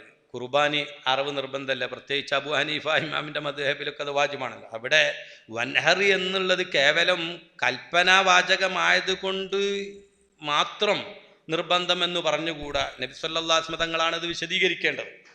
അതിൻ്റെ തൊട്ടു മുമ്പുള്ള ഫസൊല്ലി നിസ്കരിക്കണം എന്നും പറഞ്ഞിട്ടുണ്ട്. അതും അമറാണല്ലോ. സുന്നത്ത് പെരുന്നാൾ നിസ്കാരം നിർബന്ധമല്ലല്ലോ, സുന്നത്താണല്ലോ. അതെന്തുകൊണ്ട്? അത് മറ്റ് തെളിവുകളുണ്ട്. നബി തങ്ങൾ പറഞ്ഞു ഇല്ല അൻ തതവ്വഅ. ഒരു അയറാബി വന്നുകൊണ്ട് ഞാൻ ഒരു ദിവസം നിസ്കരിക്കേണ്ടത് എത്രയാണെന്ന് 5 നേരത്തെ നിസ്കാരം നടന്നു, അതിലപ്പുറം ഫർളുണ്ടോ എന്ന് ചോദിച്ചപ്പോൾ ഇല്ല അൻ തതവ്വഅ. അപ്പം പിന്നെ ഫസൊല്ലി എന്ന് പെരുന്നാൾ നിസ്കാരത്തെ സംബന്ധിച്ച് പറയുമ്പോൾ അത് സുന്നത്താണ് എന്ന് ഒരു ഉദാഹരണം നബി സല്ലല്ലാഹു അലൈഹി വസല്ലം തങ്ങൾ വേറും പറഞ്ഞിട്ടുണ്ട്. അതുപോലെ വൻഹർ എന്ന് പറയുമ്പോൾ അറിവ് നബി തങ്ങൾ അത് വിശദീകരിച്ചു. ഉമിർതു ബിൻ നഹരി വഹുവ സുന്നത്തുൽ ലക്കും. എന്നോട് ആണ് ആ കൽപ്പന വുജൂബിനുള്ളത്, നിങ്ങൾക്കത് സുന്നത്താണ് എന്ന്. അതുകൊണ്ടാണ് ഫുഖഹാക്കെ പറഞ്ഞു കാണാം, സുന്നത്തുൻ മുഅക്കദത്തുൻ ഫീ ഹഖിന വ വാജിബുൻ ഫീ ഹഖിൻ നബി സല്ലല്ലാഹു അലൈഹി വസല്ലം. നബി സല്ലല്ലാഹു അലൈഹി വസല്ലം തങ്ങളുടെ സംബന്ധിച്ചിടത്തോളം ഉലിഹിയ്യത്തിൻ്റെ അറിവ് നിർബന്ധവും നമ്മെ സംബന്ധിച്ചിടത്തോളം അത് വാജിബും ആണ്. മറ്റൊരു ഹദീസിൽ തന്നെ ഇമാം ദാറഖുത്നി റളിയല്ലാഹു അൻഹു ഹാക്കിം എന്നവർക്ക് റിപ്പോർട്ട് ചെയ്ത ഹദീസിൽ കാണാം, കുതുബ അലയ്യൻ നഹ്റു വലം യുക്തബ് ലക്കും. എനിക്ക് അല്ലാഹു തആല അത് നിർബന്ധമാക്കി, നിങ്ങൾക്ക് നിർബന്ധമാക്കിയിട്ടില്ല. മാത്രമല്ല ഇമാം മുസ്ലിം റിപ്പോർട്ട് ചെയ്ത ഹദീസിൽ വ്യക്തമായിട്ട് തന്നെ കാണാം, ഇദാ റഅയ്തുമുൽ ഹിലാല ദിൽഹിജ്ജ വ അറാദ അഹദുക്കും അൻ യുളഹിയ. നിങ്ങൾ ദുൽഹിജ്ജ മാസം ഹാജരായി, എന്നിട്ട് നിങ്ങളിൽ നിന്ന് ഒരാൾ ഉലിഹിയ്യത്ത് അറിവ് നടത്താൻ ഉദ്ദേശിച്ചാൽ അവൻ മുടിയെടുക്കാതിരിക്കട്ടെ. അപ്പം നിർബന്ധമായൊരു കാര്യമാണെങ്കിൽ ഉദ്ദേശിച്ചാൽ എന്ന് പറഞ്ഞിട്ട് നബി തങ്ങൾ അത് പറയില്ല. കാരണം നിർബന്ധം ചെയ്യേണ്ടത് നമ്മൾ ഉദ്ദേശിക്കേണ്ടത് മാത്രമല്ലല്ലോ. ഇത് വളരെ വ്യക്തമാണ്, വാജിബില്ല, സുന്നത്താണ് എന്ന് ഇമാം ഷാഫി റളിയല്ലാഹു അൻഹുവിൻ്റെ തെളിവാണ്. അതേ സമയത്ത് സക്കാത്ത് കൊടുക്കാൻ പര്യാപ്തമായ സംഖ്യ ഉടമസ്ഥതയിലുള്ള യാത്രക്കാരനല്ലാത്ത താമസക്കാരനുക്ക് കുർബാനി നിർബന്ധമാണ് എന്ന് ബഹുമാനപ്പെട്ട ഇമാം അബൂ ഹനീഫ റളിയല്ലാഹു അൻഹുവിൻ്റെ വീക്ഷണം അങ്ങനെയാണ്. ഉദ്ഹിയ്യത്ത് അറുക്കുന്ന സമയത്ത് ഇപ്പോൾ ഒരു വീട്ടിൽ നിന്ന് ഒരു വ്യക്തി അറുത്താൽ ആ വീട്ടുകാരെ തൊട്ടൊക്കെ അതിൻ്റെ ബാധ്യത വീടും എന്ന് പറയുന്നുണ്ടല്ലോ. അപ്പോൾ അതിൻ്റെ സുന്നത്ത് കിഫായയുടെ പരിധിയിൽ വരുന്നുണ്ട്. അതിൻ്റെ അടിസ്ഥാനങ്ങൾ എന്തൊക്കെയാണ്? ഉദ്ഹിയ്യത്ത് നേരത്തെ ഞാൻ പറഞ്ഞു, പെരുന്നാൾ രാവും പകലും അവൻ്റെയും ആശ്രിതരുടെയും അനിവാര്യ കാര്യങ്ങൾ കഴിച്ച് ബാക്കി ഒരു മൃഗം വാങ്ങാനുണ്ട് എങ്കിൽ സുന്നത്ത് മുഅക്കദത്താണ്. അപ്പം അത് ഒഴിവാക്കൽ കറാഹത്താണ് എന്ന് മാത്രമല്ല, ബഹുമാനപ്പെട്ട ഇമാമിന് ഷാഫി റളിയല്ലാഹു അൻഹു പറയുന്നു, ലാ ഉറഖിസു ഫീ തർക്കിഹാ ലിമൻ ഖദറ അലൈഹാ. അതിന് കഴിവുള്ള ഒരാൾ ഉദ്ഹിയ്യത്ത് ഒഴിവാക്കുക എന്ന് പറയുന്നതിന് ഞാൻ ഒരു ഇളവും കാണുന്നില്ല എന്ന് പറഞ്ഞത് കാണും. മാത്രമല്ല, ബഹുമാനപ്പെട്ട നബി സല്ലല്ലാഹു അലൈഹി വസല്ലം തങ്ങൾ തന്നെ പറഞ്ഞിട്ടുണ്ട്, മൻ കാന ലഹു വസ്അത്തുൻ വലം യുളഹി ഫലാ യഖ്റബന്ന മുസല്ലാന. ഒരാൾക്ക് ഉദ്ഹിയ്യത്ത് അറിവ് നടത്താനുള്ള സാമ്പത്തിക ശേഷി ഉണ്ടായിട്ട് ഉദ്ഹിയ്യത്ത് അറുക്കുന്നില്ലെങ്കിൽ ഓൻ പെരുന്നാൾ നിസ്കാരത്തിന് വരേണ്ടതില്ല എന്ന് അതിനെ പ്രോത്സാഹിപ്പിക്കാൻ വേണ്ടി, ഉദ്ഹിയ്യത്ത് അറിവിനെ അത്രയും പ്രോത്സാഹിപ്പിക്കാൻ വേണ്ടി നബി സല്ലല്ലാഹു അലൈഹി വസല്ലം തങ്ങൾ അങ്ങനെ പറഞ്ഞിട്ടുണ്ട്. അപ്പം അതിനെ ഉപേക്ഷിക്കൽ കറാഹത്താണ്. ഈ കറാഹത്ത് ഒരു വീട്ടിൽ കുടുംബനാഥൻ ചെയ്താൽ ആ കറാഹത്ത് നീങ്ങിപ്പോവും എന്ന് പറഞ്ഞാൽ ബാക്കിയുള്ളവരോടൊക്കെ അതിൻ്റെ തേട്ടം പോയി. ഉലിയത്ത് നടത്തിയതിൻ്റെ കൂലി അറിവ് നടത്തിയ വ്യക്തിക്ക് കിട്ടൂ. അതേ സമയത്ത് മറ്റുള്ളവരോടുള്ള ആ കറാഹത്ത് എന്നുള്ള അവലക്ഷണം അതില്ലാതെ ഈ തേട്ടം പോയി എന്നുള്ളതാണ്. അവിടെ കുടുംബനാഥൻ എന്ന് മുൻഫിഖ് എന്നാണ് ഇബ്നു ഹജർ അൽ ഹൈതമി റളിയല്ലാഹു അൻഹു തുഫയിലൊക്കെ പറഞ്ഞത്. ഇംദാദിൽ പറഞ്ഞിരിക്കുന്നത് ഉർഫിൽ ഉള്ള ആള് എന്നാണ്. അപ്പോൾ കുറച്ച് ആളുകൾ ഒരു വീട്ടിൽ താമസിക്കുകയാണെങ്കിൽ അത് പരസ്പരം ചെലവ് നിർബന്ധമുള്ള ആളല്ലെങ്കിലും അവരിൽ നിന്ന് ഉർഫൻ അതിൻ്റെ നേതൃത്വത്തിലുള്ള ഒരാൾ കഴിച്ചാൽ തന്നെ എല്ലാവരോടും തേട്ടം പോയി. അതേ സമയത്ത് ഇബ്നു ഹജർ റളിയല്ലാഹു അൻഹു പറഞ്ഞ കുടുംബനാഥൻ എന്നുള്ള ഒരു ഒപ്പത്ത് മുൻഫിഖ് എന്നാണ് തൂഫയിൽ പറഞ്ഞിരിക്കുന്നത്. എങ്ങനെയായാലും കൂടി താമസിക്കുന്ന ഒരു വീട്ടിൽ നിന്ന് ഒരാൾ അറിവ് നടത്തിയാൽ ഈ അവലക്ഷണം അവരിൽ നിന്ന് ഇല്ലാതെയാകും. കറാഹത്ത് എന്ന് പറയുന്നത് തന്നെ ബർക്കത്ത് ഗമ്യാവുക, അവലക്ഷണം ഉണ്ടാകുക എന്നുള്ളതാണ്.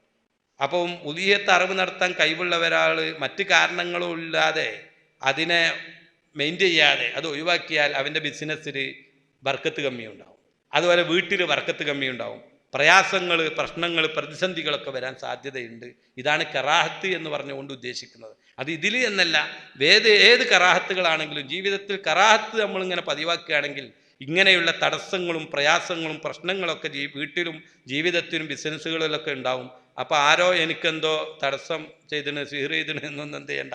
അപ്പം ഇങ്ങനെയുള്ള കറാഹത്തുകൾ നമ്മുടെ ജീവിതത്തിൽ നമ്മൾ എന്ത് ചെയ്യുന്നത്, മെയിൻറ്റെയിൻ ചെയ്യാതെ നടക്കുന്നുണ്ടോ എന്ന് സാന്ദർഭികമായി ഓർമ്മപ്പെടുത്തി. നേരത്തെ ഉസ്താദ് ഉളുഹിയത്തിൻ്റെ മൃഗങ്ങൾ ആട്, മാട്, ഒട്ടകമാണ് എന്ന് വിശദീകരണത്തിനിടയിലൂടെ പറഞ്ഞു. ഈ മൃഗങ്ങളെ അറുക്കാനുള്ള നിബന്ധനകൾ, അവകൾക്കുള്ള വയസ്സ് ഉൾപ്പെടെയുള്ള മറ്റു നിബന്ധനകളൊക്കെ എന്തൊക്കെയാണ്? അതിൽ പറ്റുന്നതും പറ്റാത്തതൊക്കെ ഉണ്ടല്ലോ മൃഗങ്ങളുടെ കൂട്ടത്തിൽ, അതൊന്ന് വിശദീകരിച്ചാൽ. നേരത്തെ ഞാൻ പറഞ്ഞു വൽ ബുദിന ജഅൽനാഹാലക്കും മിൻ ശആയിരില്ല. അതുപോലെ വയസ്കുറുസ്മല്ലാഹി അലാ മാ റസഖഹും മിൻ ബഹീമത്തിൽ അൻആം എന്ന് അല്ലാഹു തആല പറഞ്ഞത് ആട്, മാട്, ഒട്ടകം. ഇസ്ലാമിൽ ദക്കാത്ത് നിർബന്ധമുള്ള ജീവികളും ആട്, മാട്, ഒട്ടകങ്ങൾ മാത്രമാണ് ജീവികളിൽ. അതുകൊണ്ട് ദക്കാത്ത് ആ ജീവികളെ കൊണ്ട് പ്രത്യേകമാക്കപ്പെട്ടതുപോലെ ഉലിഹിയത്തും ഈ ആട്, മാട്, ഒട്ടകങ്ങളെ കൊണ്ട് പ്രത്യേകമാക്കപ്പെട്ടിട്ടുണ്ട്. മറ്റ് ജീവികൾ മാനോ അല്ലെങ്കിൽ മുയലോ മറ്റുള്ള ജീവികളൊന്നും അതിന് പറ്റില്ല എന്നുള്ളതാണ്. ആട് തന്നെയാണ് എങ്കിൽ അത് 2 വയസ്സ്, സാധാരണ നമ്മുടെ നാട്ടിലൊക്കെ ഉള്ള കോലാട് എന്ന് പറയുന്ന മാസ്, അത് 2 വയസ്സ് പൂർത്തിയായി 3-ാം വയസ്സിലേക്ക് കടക്കണം എന്നുള്ളതാണ്.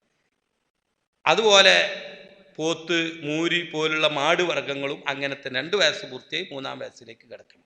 നെയ്യാട്, ലൈന് എന്ന് പറയുന്ന നെയ്യാടിൻ്റെ രൂപം അറേബ്യൻ രാജ്യങ്ങളിലൊക്കെ ഉള്ള ആ നെയ്യാട്, അതിന് 1 വയസ്സ് പൂർത്തിയായി 2-ാം വയസ്സിലേക്ക് കിടന്നാൽ മതി. അല്ലെങ്കിൽ അതിൻ്റെ മുന്നേ പല്ല് കൊയ്യുക എന്നുള്ളൊരു സ്വഭാവം അതിനുണ്ട്. അങ്ങനെ ആയാലും മതിയാകുന്നതാണ്. ഒട്ടകമാണെങ്കിൽ 5 വയസ്സ് പൂർത്തിയായി 6-ാം വയസ്സിലേക്ക് എന്ത് ചെയ്യണം, പ്രവേശിക്കണമെന്ന്.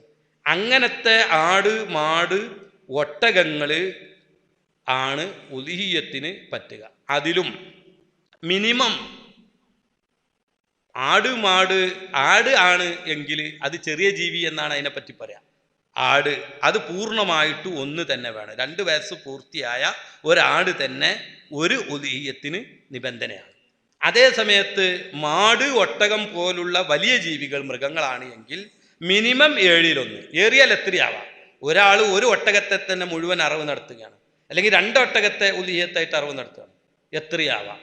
അതേ സമയത്ത് മിനിമം 7-ൽ-1 വേണം. 7-ൽ-1 ചുരുങ്ങാൻ പാടില്ല. 7-ൽ-1 അതിൻ്റെ മുകളിലോ എന്ത് ചെയ്യേണ്ടതാണ്, വേണം. അതുപോലെ ഈ നേരത്തെ പറഞ്ഞ നിബന്ധനയത്ത മൃഗങ്ങളിൽ തന്നെ ഐബുൻ യങ്കുസുൽ അഹ്മൻ, മാംസത്തിനെ ചുരുക്കുന്ന ന്യൂനതകൾ ഇല്ലാത്തതാവണം. ഉദാഹരണത്തിന് ഒരു കണ്ണെങ്കിലും മൊത്തമായിട്ട് കാഴ്ച നഷ്ടപ്പെട്ടു പോയി, അല്ലെങ്കിൽ കോങ്കണ്ണാണ്. അൽ ഔറാഉൽ ബയ്യിനു ഔറുഹ, പ്രകടമായ വ്യക്തമായ കോങ്കണ്ണുള്ളത്. വളരെ കുറഞ്ഞ രൂപത്തിലാണെങ്കിൽ പ്രശ്നമില്ല, വ്യക്തവും പ്രകടവുമായ കോങ്കണ്ണുള്ളത്. അതുപോലെ വൽ അർജാഉൽ ബയ്യിനു അർജുഹ, പ്രകടമായ രൂപത്തിലുള്ള മുടന്ത് ഉള്ളത്. അതൊക്കെ അതിൻ്റെ ഭക്ഷണത്തിനൊക്കെ ബാധിക്കും. അങ്ങനെ മാംസം ചുരുങ്ങിപ്പോകാനൊക്കെ സാധ്യത ഉള്ളതായതുകൊണ്ട് അങ്ങനത്തത് പറ്റില്ല. അതുപോലെ വൽ മരീദുൽ ബയ്യിനു മർലുഹ, പ്രകടമായ വ്യക്തമായ രോഗമുള്ളത് അതും പറ്റില്ല എന്നുള്ളതാണ്. പുല്ല് തിന്നാതെ ഓടി നടക്കുന്ന, അങ്ങോട്ടും പാഞ്ഞു നടക്കുന്ന ഭ്രാന്തുള്ള മൃഗങ്ങളെ പോലുള്ള അതൊന്നും ഉദിയത്തിന് പറ്റില്ല. അതുപോലെ വാല് മുറിഞ്ഞു പോയത്, കാത് കഷ്ണം മുറിഞ്ഞു പോയത്, പല്ല് മുഴുവനായിട്ട് കൊഴിഞ്ഞു പോയത്, ഇങ്ങനത്തെ മൃഗങ്ങളെയൊന്നും ഉദിയത്തിന് എന്തില്ല, പറ്റില്ല എന്നുള്ളതാണ്. അതേ സമയത്ത് കൊമ്പ് പൊട്ടിയത്, കൊമ്പ് മുറിഞ്ഞത് അതിന് വിരോധമില്ല. കൊമ്പ് മുറിഞ്ഞതാണ് എങ്കിൽ ആ കൊമ്പിൻ്റെ അടിഭാഗത്ത് മുറിയായിട്ട് മാംസത്തിന് തകരാറ് വരുന്ന നിലക്ക് മുറിയുണ്ടെങ്കിൽ അത് പറ്റില്ല. അതുപോലെ ചൊറിയുള്ളത് തീരെ പറ്റില്ല, അത് കുറഞ്ഞ ചൊറിയാണെങ്കിലും അത് പറ്റില്ല എന്നുള്ളത്. പിന്നെ ഇങ്ങനെയുള്ള നിബന്ധനയൊത്ത മൃഗങ്ങളിൽ നിന്ന് വളരെ മെലിഞ്ഞൊട്ടിയിട്ട് അതിൻ്റെ നെയ്യും കാമ്പൊക്കെ ഒട്ടിയ അജ്ഫാ എന്ന് പറഞ്ഞിട്ട് അതും പറ്റില്ല, മഹ്സൂലായത് പറ്റില്ല എന്നാണ്. അപ്പം നല്ല തടിയുള്ള കൊമ്പില്ലാത്തത് പറ്റും, എങ്കിലും കൊമ്പുള്ളതാണ് ഏറ്റവും നല്ലത്. നബി സല്ലല്ലാഹു അലൈഹി വസല്ലം തങ്ങൾ ഉലിയത്തറുത്തിന് അക്രനൈന കൊമ്പുള്ള ആടിനെയായിരുന്നു അർത്ഥം, അതുകൊണ്ട് ഏറ്റവും നല്ലത് അതാണ്. അതുപോലെ തന്നെ ആണാടും പറ്റും, ആൺമൃഗങ്ങളും പറ്റും, പെൺമൃഗങ്ങളും പറ്റുമെങ്കിലും കൂടുതൽ ഇണചേരാത്ത, കൂടുതൽ പുറം കയറാത്ത ആണാണ് പെണ്ണിനേക്കാൾ ഏറ്റവും നല്ലത്. അതേ സമയത്ത് കൂടുതൽ ഇണചേർന്നതും പുറം കയറിയതും ആണെങ്കിൽ അതിനേക്കാൾ നല്ലത് പ്രസവിക്കാത്ത പെണ്ണാണ് നല്ലത്. അപ്പം നല്ല തടിയുള്ള, നല്ല കൊമ്പും അഴകുമുള്ള ആൺമൃഗമാണ് ഏറ്റവും, അതും വെള്ള നിറമാണ് മുന്തിക്കേണ്ടത്, ഏറ്റവും നല്ലത്. വെള്ള നിറം കഴിഞ്ഞാൽ പിന്നെ മഞ്ഞ നിറമാണ്, അതും കഴിഞ്ഞാൽ പിന്നെ തവിട്ട് നിറമാണ്, അത് കഴിഞ്ഞാൽ പിന്നെ ചുവപ്പ്, അത് കഴിഞ്ഞാൽ പിന്നെ കറുപ്പ്, ഇങ്ങനെയാണ് നിറങ്ങൾ. അതേ സമയത്ത് നിറവും ആണും വ്യത്യാസപ്പെട്ടു, അല്ലെങ്കിൽ നിറവും തടിയും വ്യത്യാസപ്പെട്ടു, അല്ലെങ്കിൽ നിറവും വിലയും വ്യത്യാസപ്പെട്ടാൽ അവിടെയൊക്കെ തടിയുള്ളതിനെ മുന്തിക്കണം, ആണിനെ മുന്തിക്കണം, അതുപോലെ തന്നെ വില കൂടിയതിനെ മുന്തിക്കണം. ഇങ്ങനെയൊക്കെയാണ് മൃഗങ്ങളുമായിട്ട് ബന്ധപ്പെട്ട് ബഹുമാനപ്പെട്ട കർമ്മശാസ്ത്രം പണ്ഡിതന്മാർ പറ. അപ്പം കൊമ്പുള്ളത്, തടിച്ചു കൊഴുത്തത്, വെള്ള നിറമുള്ളത് ആയ ആൺമൃഗമാണെങ്കിൽ ഏറ്റവും നന്നായി. അപ്പോൾ മാംസത്തിൽ കുറവ് വരുത്തുന്ന രൂപത്തിലുള്ള അയിബാണ് വിഷയം, വിലയിൽ കുറവ് വരുത്തുന്ന രൂപത്തിലുള്ള അയിബാണെങ്കിലും വിഷയം തന്നെയല്ലേ? ഈ മാംസത്തിൽ കുറവ് വരുത്തുന്ന രൂപത്തിലുള്ള അയിബുകൾ ഉണ്ടാവുമ്പോഴാണല്ലോ വില എന്താവല്, കുറയല് എന്നത്. അപ്പം ആ നിലക്ക്, അല്ലെങ്കിൽ പിന്നെ മാംസം കുറയുന്ന രൂപത്തിലുള്ള അയിബ്, അതാണ് നമ്മൾ നേരത്തെ എണ്ണി പറഞ്ഞിരിക്കുന്നത്. അതുപോലെ മാംസത്തിന് രുചിമാറ്റം വരുന്ന മുറികൾ, മാംസം നല്ലോണം ഉണ്ടാവും, പക്ഷെ രുചിമാറ്റം വരുന്ന നിലക്ക് മുറി ചൊറിയൊക്കെ ഉണ്ട്, അതും പറ്റില്ല. അപ്പോൾ ഉസ്താദ് പറഞ്ഞു പിന്നെ ആട്, മാട്, ഒട്ടകങ്ങൾ മുഅയ്യനാണ് ഈ ഉളുഹിയത്ത് ഇറക്കണമെങ്കിൽ, മറ്റു ജീവികളൊന്നും പറ്റൂല. പക്ഷെ ഇബ്നു അബ്ബാസ് റളിയല്ലാഹു അൻഹു തൊട്ടുള്ള ഒരു റിപ്പോർട്ടിൽ കോഴി, മുയൽ, മാന് പോലത്തതിനൊക്കെ അറക്കുക എന്ന് കാണുന്നുണ്ട്. അതിൻ്റെ സത്യാവസ്ഥ എന്താണ്? അത് ഇബ്നു അബ്ബാസ് റളിയല്ലാഹു അൻഹുവിനെ തൊട്ട് അൽ മുഹല്ലയിൽ ഇബ്നു ഹസം അത് റിപ്പോർട്ട് ചെയ്തിട്ടുണ്ട്. അതുപോലെ തന്നെ തംഹീദിൽ ഇബ്നു അബ്ദുൽ ബർ റളിയല്ലാഹു അൻഹു, മുസന്നഫ് അബ്ദുർ റസാഖ് റളിയല്ലാഹു അൻഹു ഒക്കെ ഇബ്നു അബ്ബാസ് എന്നവരെ തൊട്ട് ബിലാൽ ഇബ്നു റബാഹ് എന്നവരെ തൊട്ടൊക്കെ എന്ത് ചെയ്തിട്ടുണ്ട്, കോഴിയെ അല്ലെങ്കിൽ താറാവ്, ഔസ് എന്നും പറഞ്ഞിട്ട് ബത്തുകളൊക്കെ ഉലിഹത്ത് അറക്കുന്നതുമായി ബന്ധപ്പെട്ടിട്ടുള്ള പരാമർശങ്ങളുണ്ട്. ആ പറഞ്ഞതിൻ്റെ ഉദ്ദേശ്യം ഇമാം ബാജൂരി റളിയല്ലാഹു അൻഹു അത് പ്രത്യേകം ഉദ്ധരിച്ചിട്ടുണ്ട്. ആ പറഞ്ഞത് ഫക്കീർമാരോടാണ്. നമ്മൾ ഉലിഹത്ത് സുന്നത്തുണ്ട് എന്ന് പറഞ്ഞത് പെരുന്നാളിൻ്റെ രാവും പകലും, മറ്റൊരഭിപ്രായ പ്രകാരം തുഫേൽ അങ്ങനെ പറഞ്ഞത് പെരുന്നാളിൻ്റെ രാവും പകലും ആശ്രിതർക്കും അവനും ഉള്ളത് കഴിച്ച് ബാക്കി മൃഗം വാങ്ങാനുണ്ടെങ്കിൽ, ബാക്കിയുള്ള ചില പണ്ഡിതന്മാരൊക്കെ അയ്യാമു തശ്രീക്കിൻ്റെ ദിവസങ്ങളടക്കം അവൻ്റെയും ആശ്രിതരുടെയും ചെലവിന് കഴിച്ചു ബാക്കി മൃഗം വാങ്ങാൻ കഴിവുണ്ടെങ്കിൽ, അങ്ങനെ കഴിവില്ലാത്ത ഫക്കീറുമാരെ പറ്റിയാണ് ആ പറഞ്ഞത്. ആ ദിവസത്തിനോട് ഒരു ഐക്യദാർഢ്യം പ്രഖ്യാപിച്ചുകൊണ്ട് കഴിയുമെങ്കിൽ ഒരു കോഴിയെങ്കിലും ഇറാക്കത്തുദ്ദമിന് വേണ്ടി രക്തം ഒലിപ്പിക്കുകയും എന്നിട്ടൊരു ധർമ്മം ചെയ്യുകയും. രണ്ട് കാര്യമാണ് പെരുന്നാളിൻ്റെ അന്ന് ഈ അയ്യാമു തശ്രീക്കിനും സുന്നത്തുള്ളത്. ഒന്ന് ഇറാക്കത്തുദ്ദമ, രക്തം ഒലിപ്പിക്കുകയാണ്, മറ്റൊന്ന് ഒരു ധർമ്മം ചെയ്യുക, സദക്ക ചെയ്യുക എന്നുള്ളതാണ്. അപ്പം അതിന് നേരത്തെ പറഞ്ഞ നിബന്ധനയൊത്ത മൃഗങ്ങളെ അറിവ് നടത്താൻ കഴിയാത്ത ഫക്കീറുമാരുണ്ടെങ്കിൽ ഈ ദിവസത്തിൻ്റെ പുണ്യം കണക്കിലെടുത്തുകൊണ്ട് ഒരു കോഴിയോ ഒരു ബത്തോ ഒരു മുയലോ ഒക്കെ അറിവ് നടത്തിയിട്ട് ധർമ്മം ചെയ്യുന്നത് നല്ലതാണ്. പക്ഷേ അവിടെ തന്നെ ബഹുമാനപ്പെട്ടവർ പറയുന്നുണ്ട്, വല അൻ അത്തസദ്ദഖ ബി സമനിഹ, ആ കോയിൻ്റെ വില കൊണ്ട് ഒരു യതീമിനോ ഔ ഫക്കീരിൻ, ഒരു ഫക്കീറിനോ ഞാൻ ധർമ്മം ചെയ്യൽ അഹബ്ബു ഇലയ്യ മിൻ അൻ ഉലഹിയ ബിഹാ, അവകളെ അറക്കുന്നതിനേക്കാൾ ഞാൻ ഇഷ്ടം വെക്കുന്നത്, കാരണം അതൊരു ഉലിഹിയത്തല്ലല്ലോ യഥാർത്ഥത്തിൽ. അപ്പം അന്നൊരു ധർമ്മം ചെയ്യുക എന്നുള്ളതാണ് ആ പറഞ്ഞുകൊണ്ട് എന്ത് ചെയ്യുന്നത്, അത് എല്ലാവർക്കും സുന്നത്താണ്. ഉദിയത്ത് അറുക്കാൻ കഴിവില്ലാത്ത ആളുകൾക്കും നീ കഴിഞ്ഞ കൊല്ലൊക്കെ അറുത്തിട്ടുണ്ട് കൊല്ലം അറുക്കണില്ല എന്നുള്ളവർക്കും ആ ദിവസത്തിൻ്റെ പുണ്യം കണക്കിലെടുത്ത് പ്രത്യേകം ഒരു ധർമ്മം ഫക്കീർമാർക്ക് എന്ത് ചെയ്യുക, ചെയ്യൽ സുന്നത്തുണ്ട് എന്നാണ് അതുകൊണ്ട് ഉദ്ദേശിക്കുന്നത് എന്ന് ബഹുമാനപ്പെട്ട ഇമാം ബാജൂരി പറയുന്നുണ്ട്. വക്കാന ഷെയ്ഖുനായ ഉമുറുൽ ഫക്കീറ, ഞങ്ങളുടെ ഗുരുവര്യര് ഫക്കീറുമാരോട് അങ്ങനെ എന്ത് ചെയ്യാറുണ്ട്, കൽപ്പിക്കാറുണ്ട്. എന്ന് മാത്രമല്ല, ഒരാൾക്ക് ഭാര്യ പ്രസവിച്ചാൽ കുഞ്ഞുണ്ടായാൽ ആ കുഞ്ഞിൻ്റെ പേരിൽ അഖീഖാർക്കൽ സുന്നത്തുണ്ട്. എപ്പോഴും അവന് ഒരു മൃഗത്തിനെ വാങ്ങി അറിവ് നടത്താൻ സാമ്പത്തിക ശേഷി ഉണ്ട് എങ്കിലും, അതില്ലെങ്കിലോ അവനോടും ബഹുമാനപ്പെട്ട ബാജൂരി ഇമാമു പറയാണ്, എൻ്റെ ഉസ്താദ് ഒരു കോഴി അറുത്തിട്ട് അഖീഖത്തറുക്കാൻ എന്ത് ചെയ്യാറുണ്ട്. അപ്പം അതൊക്കെ ഒരു അന്ന് ആ ദിവസത്തിൻ്റെ അല്ലെങ്കിൽ ആ സമയത്തിൻ്റെ അമലിൻ്റെ ബഹുമാനം കണക്കിലെടുത്തുകൊണ്ട് പറഞ്ഞതാണ്. എന്ന് മാത്രമല്ല, ബിലാൽ ബിൻ റബാഹ് റളിയല്ലാഹു അൻഹു പറയുന്നുണ്ട്, മാ ഉബാലി ലൗ ദഹൈതു ബിദീഖിൻ, എനിക്കൊരു കോയെങ്കിലും കിട്ടിയാൽ അറിവ് നടത്താമായിരുന്നു എന്ന് പറഞ്ഞത്. ജാഫർ സാദിഖ് റളിയല്ലാഹു അൻഹു മഹാൻ അവർകളെ തൊട്ട് ഒരു സംഭവം ഉദ്ധരിച്ചത് കാണാം. മഹാൻ അന്നത്തെ കാളിയാരാണ്. അങ്ങനെ പള്ളിയിലേക്ക് പെരുന്നാൾ നിസ്കാരത്തിന് വേണ്ടി പോകുമ്പോൾ ഭാര്യയോട് ചോദിച്ചു, നമുക്കിവിടെ അറിവ് നടത്താൻ വല്ലതുണ്ടോ ചോദിച്ചു. ഒന്നുമില്ലല്ലോ, എന്നാലും നമ്മളെ കോഴിയുണ്ടല്ലോ, ആ കോഴിയെങ്കിലും നമുക്ക് അറിവ് നടത്തണം, ഞാൻ നിസ്കാരം കഴിഞ്ഞ് വരുമ്പോൾ നീ അത് പിടിച്ചു വെക്കണം. അങ്ങനെ ജഫർ റളിയല്ലാഹു അൻഹു, ജഫർ സാദിഖ് റളിയല്ലാഹു അൻഹു പള്ളിയിലേക്ക് നിസ്കരിക്കാൻ പോയി. ആ പോയ തിരിച്ചു വരുമ്പോഴേക്ക് കോഴി അറിവ് നടത്തണം നിലക്ക് കോഴിയെ പിടിക്കാൻ വേണ്ടി ഭാര്യ പിന്നാലെ പോയി. കോഴി ഓടി അയൽവക്കത്തെ വീട്ടിലൂടെ ഓടി, തൊട്ടടുത്ത വീട്ടിലൂടെ പിന്നാലെ ആരും ഓടി, ഭാര്യ ഓടി. അപ്പം ബീവിത്താത്ത ഇങ്ങനെ ഓടുന്നത് കണ്ടപ്പോൾ അയൽവക്കക്കാർ ചോദിച്ചു, അല്ല എന്താ നിങ്ങളിങ്ങനെ ഓടുന്നത്? ഞങ്ങൾക്ക് ഉദിയത്തറുക്കാൻ ആടൊന്നുമില്ല, അപ്പം ഈ കോഴിയെങ്കിലും ഒന്ന് അറിവ് നടത്തണമെന്ന് തങ്ങൾ പറഞ്ഞിട്ടുണ്ട്, അതുകൊണ്ട് അതിനെ പിടിക്കാൻ ഓടുകയാണ്. അപ്പം ഇത് കേട്ടപ്പോൾ അയൽവക്കക്കാരൊക്കെ, ഓ നമ്മുടെ കാതിയാർക്ക് ഉദിയത്തറുക്കാൻ ഇല്ലാത്തത് കൊണ്ടാണല്ലോ ഇപ്പം ഇങ്ങനെ. അങ്ങനെ അവരൊക്കെ ഓരോ ആട് കൊണ്ടുവന്നു. അങ്ങനെ 12 വീട്ടുകാരെന്ത് ചെയ്തു, 12 ആട്. ബഹുമാനപ്പെട്ട ജാഫർ സാദിഖ് റളിയല്ലാഹു അൻഹു തിരിച്ചു പുരയിലെത്തുമ്പോൾ 12 ആടുകൾ ഇങ്ങനെ നിൽക്കുന്നുണ്ട്. അപ്പോൾ മഹാൻ അവർകളോട് ഭാര്യ വിവരം പറഞ്ഞു. അപ്പോൾ മഹാൻ പറഞ്ഞു, ഈ കോയിനെ നോക്കിയിട്ട് പറഞ്ഞു, ലക്കത് അഞ്ചല്ലാഹു നബിയഹു ബികബ്ശിൻ വാഹിദ്. ഈ ഉലിയത്തിന് ഒരു പൂർവ്വകാല ചരിത്രമുണ്ട്. ഇത് ഇസ്മായിൽ നബിയിലേക്ക് ഇബ്രാഹിം നബിയിലേക്കാണ് മുട്ടുന്നത്. ബഹുമാനപ്പെട്ട ഇസ്മായിൽ നബി അലൈഹി സ്വലാത്തു വസ്സലാം ഇബ്രാഹിം നബിക്ക് വാർദ്ധക്യകാലത്ത് ദ്വാരന്നിട്ടുണ്ടായ കുഞ്ഞാണല്ലോ. ആ കുഞ്ഞിനെ അള്ളാഹുവിൻ്റെ മാർഗത്തിൽ ബലിയെറുക്കാൻ വേണ്ടി അള്ളാഹു തആല കൽപ്പന കൊടുക്കുകയാണ്. ഖുർആനിൽ അത് പറയുന്നുണ്ട്, ചരിത്രം വിശദീകരിക്കുന്നില്ല, സമയമില്ലാത്തതുകൊണ്ട് അത് നമ്മൾ മനസ്സിലാക്കേണ്ടതാണ്. അപ്പം അള്ളാഹുവിൻ്റെ കൽപ്പനയുടെ മുന്നിൽ എൻ്റെ സമ്പത്തും എൻ്റെ സന്താനങ്ങളും എൻ്റെ ഭൗതികമായ ഒന്നും പ്രശ്നമല്ല, ഞാൻ അതിന് പൂർണ്ണമായിട്ട് വഴിപ്പെടും എന്ന് ബഹുമാനപ്പെട്ട ഇബ്രാഹിം നബി അലൈഹി സ്വലാത്തു വസ്സലാം എന്ന്. ഇതിൻ്റെ പിന്നിൽ 2 ലക്ഷ്യമുണ്ട്. ഒന്ന്, അന്ന് നരബലി വല്ലാതെ നടന്നിരുന്നു. നരബലി നടക്കുന്ന ഒരു കാലഘട്ടമായതുകൊണ്ട് നരബലി പാടില്ല എന്ന് സമൂഹത്തെ ബോധ്യപ്പെടുത്താൻ, അന്ന് മാത്രമല്ല ഈ കാലഘട്ടത്തിലും ഖിയാമത്ത് നാൾ വരെയും മനുഷ്യരെ അറിവ് നടത്താൻ പാടില്ല എന്ന ശക്തമായൊരു സന്ദേശം ഇബ്രാഹിം നബി അലൈഹി സ്വലാത്തു വസ്സലാമിലൂടെ അള്ളാഹ് ലോകത്തിന് പഠിപ്പിക്കുകയാണത്. ചില ആളുകൾ പറയാണ്ട് ഇബ്രാഹിം നബിയോട് അള്ളാഹു തആല ഇസ്മായിൽ നബി അറുക്കാൻ വേണ്ടി പറഞ്ഞത് ഖുർആൻ പറയുന്നുണ്ട്.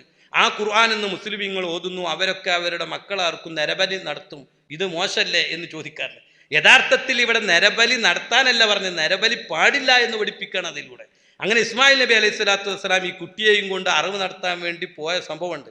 ആ പോയ സംഭവത്തിൽ അവിടെ എത്തിയാൽ ഇസ്മായിൽ നബി പറഞ്ഞു, അള്ളാഹു തആല ഇഫ്അൽ മാ തുഅ്മർ, അല്ലാഹ് എന്താണോ കൽപ്പിച്ചത് അത് നിങ്ങൾ ചെയ്തോളൂ. അപ്പം മകനും നല്ല അനുസരണയുള്ള മകനാണ്. അപ്പം സമർപ്പണമാണ്, ആത്മസമർപ്പണം, ദൈവത്തിൻ്റെ അള്ളാഹുവിൻ്റെ മുമ്പിൽ ആത്മസമർപ്പണമാണ്.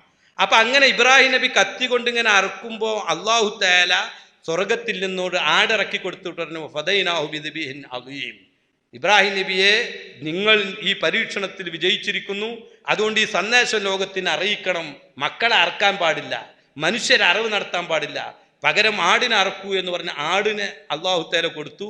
ഇബ്രാഹിം നബി ഇസ്മായിൽ നബി അലൈഹി സ്വലാത്തു വസ്സലാമിനെ അള്ളാഹു തആല എന്ത് ചെയ്തു, മാറ്റിവെച്ചു. ഈ സന്ദേശം ലോകത്ത് മൊത്തം പരക്കണം. നരബലി പാടില്ല, മൃഗബലിയാണ് വേണ്ടത്. ദൈവത്തിൻ്റെ പ്രീതി നരബലിയിലല്ല, മൃഗബലിയിലാണ്. ഇപ്പോൾ അടുത്ത കാലത്ത് ഏതോ ഒരു ഉമ്മ മകനെ അറുത്തു, അത് ഏതോ വിദേത്തുകാര എന്തോന്നാണ്, ഞാൻ അങ്ങോട്ട് കിടക്കുന്നില്ല. അപ്പൊ ഈ ഖുർആനിന്റെ ഈ സന്ദേശം പഠിക്കാത്തത് കൊണ്ടാണ് അത്തരം വിഷയങ്ങളൊക്കെ വരുന്നത്. അപ്പൊ അതുകൊണ്ട് ഉദീയത്തിന്റെ പ്രസക്തി ഈ കാലഘട്ടത്തിൽ എന്താ എന്നുള്ള ചോദ്യത്തിന് ഇതുകൂടി കൂട്ടിച്ചേർക്കണമെന്ന് ഇടയ്ക്ക് ഞാൻ പറയാം. അപ്പൊ ഇരിക്കട്ടെ, അങ്ങനെ ചില ആളുകളൊക്കെ തെറ്റിദ്ധാരണ പരത്തുന്നതുകൊണ്ട് ഞാനത് വിശദീകരിച്ചു എന്ന് മാത്രം. അപ്പൊ അങ്ങനെ ബഹുമാനപ്പെട്ട ഇബ്രാഹിം നബി അലൈഹി സ്വലാത്തു വസ്സലാമിന് അള്ളാഹു തആല ആടിറക്കി കൊടുത്തു. ഇസ്മായിൽ നബി അലൈഹി സ്വലാത്തു വസ്സലാമിനെ രക്ഷപ്പെടുത്തി. ഈ സംഭവം അവിടെ നടന്നാൽ പിശാചിന് നരബലി എന്ത് ചെയ്യാൻ കഴിയൂല, നടപ്പാക്കാൻ കഴിയൂല. അതുകൊണ്ട് തന്നെ ഇത് പരമാവധി തടുക്കാൻ വേണ്ടി ആര് നോക്കി? പിശാച് നോക്കി. അപ്പോഴാണ് എറിഞ്ഞത്. രണ്ടാമത് വീണ്ടും തടുക്കാൻ നോക്കി എറിഞ്ഞു. അങ്ങനെയാണ് ജംറത്തുൽ അക്കബയും ജംറത്തുൽ ഉസ്തയും ജംറത്തുൽ ഊല ഏറേണ്ടത്. ഏതോ ഒരു നിരീശ്വരവാദി പറയുന്നത് കേട്ടു, ഇബ്ലീസ് മകനെ കൊണ്ടുപോകാൻ അറുക്കാൻ കൊണ്ടുപോകുമ്പോൾ ഇബ്രാഹിം നബിനെ തടഞ്ഞു വെച്ചു. അപ്പൊ ഇബ്ലീസ് അല്ലേ നല്ല ആള്? ഇബ്ലീസ് തടഞ്ഞത് അതിനല്ല. കാരണം ഈ സംഭവം ഇവിടെ പര്യവസാനം എന്താണ്? ആടിനെ ഇറക്കി കൊടുത്തിട്ട് മകനെ അറുക്കരുത് എന്നുള്ള കൽപ്പന ലോകത്തിന് പഠിപ്പിക്കാൻ. ആ സംഭവം ഇവിടെ നടന്നിട്ടുണ്ടെങ്കിൽ ഇബ്ലീസ് വിചാരിച്ച നരബലി നടക്കൂല. അതിനാവൻ തടയാൻ നോക്കിയത്, അല്ലാതെ ഇസ്മായിൽ നബിയെ രക്ഷപ്പെടുത്താൻ നോക്കിയതല്ല. അതുകൂടി ഇതിന്റെ ഉള്ളിൽ നിന്ന് നമ്മൾ വായിക്കണമെന്ന് സാന്ദർഭികമായിട്ട് ഞാൻ ഓർമ്മപ്പെടുത്തുകയാണ്. അപ്പൊ ചുരുക്കത്തിൽ പറഞ്ഞതിന്റെ ചുരുക്കം, ബഹുമാനപ്പെട്ട ജഅഫർ സാദിഖ് റളിയല്ലാഹു അൻഹു പറഞ്ഞു, ഈ കോഴി നോക്കിയിട്ട് ലഖദ് അൻജല്ലാഹു നബിയഹു ബികബിശിൻ വാഹിദിൻ, ഇസ്മായിൽ നബി അലൈഹി സ്വലാത്തു വസ്സലാം എന്ന നബിയെ അല്ല രക്ഷപ്പെടുത്തി ഒരാട് കൊടുത്തതാണ്. വ അൻത നജ്ജാക്കല്ലാഹു ബിഇസ്നൈ അശ്റ കബിശൻ, 12 ആട് തന്നിട്ടാണ് അന്ന് അല്ലാഹു തആല നിന്നെ രക്ഷപ്പെടുത്തിയിരിക്കുന്നത്. അതുകൊണ്ട് വഉശ്ഹിദുല്ലാഹ അന്നീലൻ അദ്ബഹു, ഞാൻ അല്ലാഹുവിനെ സാക്ഷി നിർത്തി പറഞ്ഞു, ഇനി ഞാൻ നിന്നെ അറിവ് നടത്തൂല. അപ്പൊ ചുരുക്കത്തിൽ പറഞ്ഞതിൻ്റെ ഉദ്ദേശം, ഉലിഹിയത്ത്, കോഴി ഉലിഹിയത്ത്, മുയൽ ഉലിഹിയത്ത്, മാൻ ഉലിഹിയത്ത് പറഞ്ഞ സംഗതി ഇല്ല. അതേ സമയത്ത് കഴിയാത്ത ഫക്കീറുമാർക്ക് അന്നൊരു ധർമ്മം ചെയ്യൽ നല്ലതാണ് എന്ന് പഠിപ്പിക്കാൻ വേണ്ടിയാണ് ഇബ്നു അബ്ബാസ് റളിയല്ലാഹു അൻഹു പറഞ്ഞു. ആ നിലക്കത് ചെയ്യുന്നതിനൊന്നുമില്ല, വിരോധവും ഇല്ല. നേരത്തെ ആടല്ലാത്ത മൃഗങ്ങളിലൊക്കെ 7-1 എങ്കിലും അറക്കുക, അതാണ് മിനിമം അതിൻ്റെ കണക്ക് എന്ന് പറഞ്ഞല്ലോ. എന്ന് വരുമ്പോൾ ഒരു മൃഗത്തിൽ 7 ആളുകൾക്ക് ഓഹരി കൂടി അറുക്കാന്ന് വന്നു. അങ്ങനെ വരുമ്പോൾ ഈ 7 ഓഹരിയിൽ ഓരോ ആളുകളും വ്യത്യസ്തമായ ആവശ്യങ്ങൾക്കാണ് കൂടുന്നത്. എന്ന് പറഞ്ഞാൽ ഒരാൾ ഉദ്ഹിയ്യത്താണ്, മറ്റാൾ അഖീഖത്താണ്, വേറെ ആൾ ഓഹരി നേർച്ചയാണ്. ഇങ്ങനെ വ്യത്യസ്തമായ ഓഹരികളിൽ വ്യത്യസ്ത ആളുകൾ കൂടി. അല്ലെങ്കിൽ ഒരാൾ തന്നെ ഒരു മൃഗം വാങ്ങിയിട്ട് അതിൽ 7 വിഷയങ്ങൾക്ക്, അതിൽ ഓരോ ഓഹരി അഖീഖത്ത്, ഓരോ ഓഹരി ഉദ്ഹിയ്യത്ത്, അങ്ങനെ ഒരു മൃഗത്തിൽ തന്നെ ഉദ്ഹിയ്യത്തല്ലാത്ത മറ്റു ആവശ്യങ്ങൾക്ക് കൂടി അറുക്കാൻ പറ്റുമോ എന്നുള്ളതാണ്. നേരത്തെ നമ്മൾ പറഞ്ഞു, മിനിമം ഒരു വലിയ മൃഗത്തിൻ്റെ 7-1 വേണം. ആടാണെങ്കിൽ ആട് മുഴുവനായിട്ട് തന്നെ വേണം, അതിൽ പങ്ക് പാടില്ല. ഒരാൾ തന്നെ ഒരാട് ഉദ്ഹിയ്യത്തിനും അഖീഖത്തിനും കൂടി കരുതുകയോ അല്ലെങ്കിൽ ഉലിഹത്തിനും മറ്റെന്ത് ആവശ്യത്തിനും കൂടിയും കരുതിയാൽ തന്നെ മതിയാകുകയില്ല എന്നാണ് ഇബ്നു ഹജർ ഹൈതമി റളിയല്ലാഹു അൻഹു തൂഫയിൽ പറഞ്ഞിരിക്കുന്നത്. കാരണം ഏറ്റവും ചുരുങ്ങിയത് ഒരു സുബ്ഹ് ഒരു ആടിൻ്റെ സ്ഥാനത്താണ്. അപ്പോൾ ഏറ്റവും ചുരുങ്ങിയത് ഒരു സുബ്ഹ് ആണെന്ന് പറഞ്ഞാൽ ഒരു ആടിൽ താഴാൻ പാടില്ല എന്നുള്ളതാണ്. അപ്പോൾ ഒരു ആടിൽ ഉലിഹത്തും ഹഖീഖത്തും കൂടി ഒപ്പം കരുതിയാൽ രണ്ടും കിട്ടൂല എന്നാണ് ഇബ്നു ഹജർ ഹൈതമി റളിയല്ലാഹു അൻഹു പറയുന്നത്. അതേ സമയത്ത് ഇമാം റംലി റളിയല്ലാഹു അൻഹു നിഹായയിൽ അത് മതിയാകുമെന്നൊരു അഭിപ്രായം പറഞ്ഞിട്ടുണ്ട്. പക്ഷേ അത് റംലി റളിയല്ലാഹു അൻഹും അല്ലാത്തവരും പറഞ്ഞ ഈ അസിലിന് എതിരാണ്. അഥവാ ചുരുങ്ങിയതൊരു സുബ്ഹ് വേണം എന്ന് പറഞ്ഞതിന് എതിരായതുകൊണ്ട് അത് അത്ര മുന്തിക്കേണ്ടതില്ല എന്നാണ് ഇബ്നു ഖാസിം റളിയല്ലാഹു അൻഹു ഒക്കെ പറഞ്ഞിരിക്കുന്നത്. അതുകൊണ്ടാണ് നമ്മൾ രണ്ടും കൂടി ഒന്നിച്ച്, ഇബ്നു ഹജർ തങ്ങളും അതുപോലെ റംലി ഇമാമും മദ്ഹബിനെ സംബന്ധിച്ച് ഷാഫി മദ്ഹബിൽ തുല്യ പദവിക്കാരാണ് എങ്കിലും, ഒരേ നിലക്കാരാണ് എങ്കിലും, ഇവിടെ ഇബ്നു ഖാസിം റളിയല്ലാഹു അൻഹുവിനെ പോലുള്ള പിൽക്കാല പണ്ഡിതന്മാർ എന്ത് ചെയ്തിട്ടുണ്ട്, അത് ഇങ്ങനെ ഒരു അസിലിന് എതിരാണ് എന്നുള്ള മുമ്പയിൽ പറഞ്ഞതുകൊണ്ടാണ് പ്രത്യേകിച്ച് കേരളക്കാരായ നമ്മൾ ഇബ്നു ഹജർ തങ്ങൾ പറഞ്ഞതിനെയാണല്ലോ മുന്തിക്കാറുള്ളത്. അപ്പോൾ ആ നിലക്കാരനത് പാടില്ല എന്ന്. അതേ സമയത്ത് വലിയ മൃഗങ്ങളാകുന്ന ഒട്ടകം, മാടുകൾ, അതിൽ ഒരു സുബ്ഹാണ് ചുരുങ്ങിയത് വേണ്ടത്. അപ്പോൾ ഒരു സുബ്ഹ് ഉളിയത്താക്കി, മറ്റൊരു സുബ്ഹ് ഹഖീഖത്താക്കി, മറ്റൊരു സുബ്ഹ് വേറെന്തോ ഒരു നേർച്ച ഉണ്ടായിരുന്നു അതാക്കി. ഇങ്ങനെ വ്യത്യസ്തമായ കാരണങ്ങൾ ഒരാൾക്കും അല്ല ഒന്നിലധികം ആളുകൾക്കും വ്യത്യസ്തമായ കാരണങ്ങളെ കൊണ്ട് പങ്കു ചേരാവുന്നതാണ് എന്ന് കർമ്മശാസ്ത്ര പണ്ഡിതന്മാരെല്ലാവരും വ്യക്തമാക്കിയിട്ടുണ്ട്. അപ്പം ഇങ്ങനെ മിനിമം ഓരോഹരിയാണ് കൂടേണ്ടതെന്ന് പറയുമ്പോൾ ഒരാൾക്കിപ്പോൾ ഒരു മാടിനെ മുഴുവനും വാങ്ങി ഇറക്കാനുള്ള കഴിവില്ല, അല്ലെങ്കിൽ പിന്നെ മറ്റുള്ളവർക്ക് ഓഹരി കൂട്ടാൻ വേറെ ആളെ കിട്ടാനുമില്ല. അങ്ങനെയാണെങ്കിൽ ഇപ്പോൾ ഒരാൾക്ക് അറവുകാരൻ്റെ അടുത്ത് ചെന്നിട്ട് മൂപ്പരർത്ത മാടിൽ നിന്ന് അതിൻ്റെ 7-1 വാങ്ങിയിട്ട് അത് ഉളിഹത്താക്കിയിട്ട് വിതരണം ചെയ്യാൻ പറ്റുമോ? അതില്ല. ഈ സുബ്ഹ് ഏറ്റവും ചുരുങ്ങിയ 7-1 ആ 7-1 മൃഗത്തിൽ 7-1 ഉലിഹത്തും ബാക്കിയുള്ളത് ഒരാൾ കൂടിയത് വിൽപ്പനയ്ക്ക് വേണ്ടി അറവുകാരനാണ് കൂടിയത്, അവനും കൂടാം. ഇനി ഒരാൾ മാംസത്തിന് വേണ്ടി ആണ് കൂടി, ആ കൂടിയ ആൾ ദിമ്മിയാണ്, ഓന് മാംസത്തിന് വേണ്ടി കൂടിയ, എന്നാലും വിരോധമില്ല. പക്ഷെ എന്ത് ചെയ്യണം, അവിടെയൊക്കെ അറവ് നടത്തുന്നത് ഉലിയത്ത് എന്ന നിയ്യത്തിലായിരിക്കണം. ഞാൻ നേരത്തെ പറഞ്ഞു ഉലിയത്ത് കൊണ്ട് രണ്ട് കാര്യങ്ങളുണ്ട്. ഒന്ന് ഇറാഖത്ത് ദമു വേണം, അറവ് നടക്കണം ഉലിയത്ത് എന്ന നിയ്യത്തോടു കൂടെ. മറ്റൊന്ന് മുവാസാത്തുൽ ഫുഖറാ, ഫക്കീറുമാർക്ക് ധർമ്മം ചെയ്യണം. രണ്ട് കാര്യമുണ്ട്. ഈ രണ്ട് കാര്യം ഉണ്ടാകുമ്പോഴേ ഉലിയത്താവുകയുള്ളൂ. അപ്പം അതുകൊണ്ട് തന്നെ അറവുകാരൻ വാങ്ങി അറക്കുന്നത് ഉലിയത്ത് എന്ന നിയ്യത്തിലല്ലാത്തത് കൊണ്ട് അതിൽ നിന്ന് ഒരു സുബ് വാങ്ങിയിട്ട് ധർമ്മം ചെയ്താൽ ധർമ്മം ചെയ്ത കൂലിയെ കിട്ടുള്ളൂ, ഉലിയത്തിൻ്റെ കൂലി എന്ത് ചെയ്യില്ല. അതേ സമയത്ത് ഉലിയത്ത് എന്ന നിയ്യത്തോടു കൂടെ ഇവൻ അറുക്കുന്നതിൽ ബാക്കിയുള്ളത് അറവുകാരൻ കൂടി ഒരു സുബ് ഉലിയത്താണ്. എന്നിട്ട് ഉലിയത്ത് എന്ന നിയ്യത്തോടു കൂടെ ഈ സുബിൻ്റെത് അറവ് നടത്തിയാൽ ബാക്കി അറവുകാരൻ അവൻ വിൽക്കുന്നതിന് വിരോധമില്ല. നേരെ വെച്ചാൽ അറവുകാരൻ ഈ നിയ്യത്തൊന്നുമില്ലാതെ അർത്ഥത്തിൽ നിന്ന് സുബു വാങ്ങിയിട്ട് ധർമ്മം ചെയ്താൽ ധർമ്മത്തിൻ്റെ കൂലിയെ കിട്ടുള്ളൂ, ഉലീയത്ത് കിട്ടുന്നല്ല. കാരണം ഉലീയത്തിൽ രണ്ട് കാര്യങ്ങൾ നടക്കേണ്ടതാണ്. അപ്പോൾ ഷെയർ കൂടാന്ന് പറഞ്ഞു. ഇങ്ങനെ ഷെയർ കൂടി അറക്കണ സമയത്ത് ശ്രദ്ധിക്കേണ്ട കാര്യങ്ങൾ ഒന്ന് വിശദീകരിച്ചാൽ. ഈ ഒന്നിലധികം ആളുകൾ ഒരു മൃഗത്തിൽ പങ്കാളിയാകുന്നത്, അതുപോലെ തന്നെ കൂട്ടമായിട്ട് കുറേ മൃഗങ്ങളെ വാങ്ങിയിട്ട് മഹല്ല് സംവിധാനങ്ങളിൽ ഒക്കെ അറവ് നടത്താറുണ്ട്. അത് ഉലീയത്തിനെ പ്രോത്സാഹിപ്പിക്കാൻ വേണ്ടി അങ്ങനെ നടത്തുന്നത് നല്ല കാര്യം തന്നെയാണ്. പക്ഷേ അപകടം കുറേ പതിയിരിക്കുന്നുണ്ട്. അതിൽ വളരെ ശ്രദ്ധിക്കണം. പറ്റുകയാണെങ്കിൽ ഒരു ആടെങ്കിലും സ്വന്തമായിട്ട് വാങ്ങി അറിവ് നടത്താൻ പറ്റുകയാണെങ്കിൽ ഏറ്റവും നല്ലത് അതാണ്. അല്ലെങ്കിൽ ഒരു വലിയ മൃഗത്തിനെ സ്വന്തമായിട്ട് വാങ്ങി അറിവ് നടത്താൻ കഴിയുമെങ്കിൽ അങ്ങനെയാണ് നടത്തേണ്ടത്. അതേ സമയത്ത് ഇങ്ങനെ ഒരു മൃഗത്തിൽ ഒന്നിലധികം ആളുകൾ ഒന്നിച്ചുകൂടി അറിവ് നടത്തുകയാണ് എങ്കിൽ അവിടെ ശ്രദ്ധിക്കേണ്ടുന്ന പ്രധാനപ്പെട്ട ഒരു കാര്യം, ഓരോ മൃഗവും ഇപ്പം കുറേ ആളുകൾ കൂടി കാശ് പിരിച്ച് എന്നിട്ട് ഒന്നിച്ച് 8-10 മൃഗങ്ങൾ വാങ്ങും, എന്നിട്ട് അതങ്ങനെ അറക്കും. അങ്ങനെ അറിവ് നടത്തിയാൽ അത് ഉലിയത്താവില്ല. ഉലിയത്തിൻ്റെ മൃഗം തയീൻ ചെയ്യണം, നിർണിതമാക്കണം, വേർതിരിക്കണം. അപ്പം ഓരോ മൃഗത്തിലും 7 കൂടാത്ത ആളുകൾ നിശ്ചയിച്ചിട്ട് ഈ 7 ആളുകളുടേതാണ് ഈ മൃഗം, ഈ 7 ആളുകളുടേതാണ് ഈ മൃഗം, ഈ 7 ആളുകൾക്കാണ് ഈ മൃഗം. ഇങ്ങനെ വെവ്വേറെ തയ്യീൻ ചെയ്ത് നിർണയിച്ച് വേർതിരിച്ച് എന്ത് ചെയ്യേണ്ടതാണ്, വെക്കേണ്ടതാണ് അറിവിൻ്റെ മുമ്പ്. എന്നിട്ട് ആ 7 ആളുകളും അതിൽ നിയ്യത്തും ചെയ്യേണ്ടതാണ്. ഇതൊക്കെ അറിവിൻ്റെ മുമ്പ് നടക്കേണ്ട സംഗതികൾ.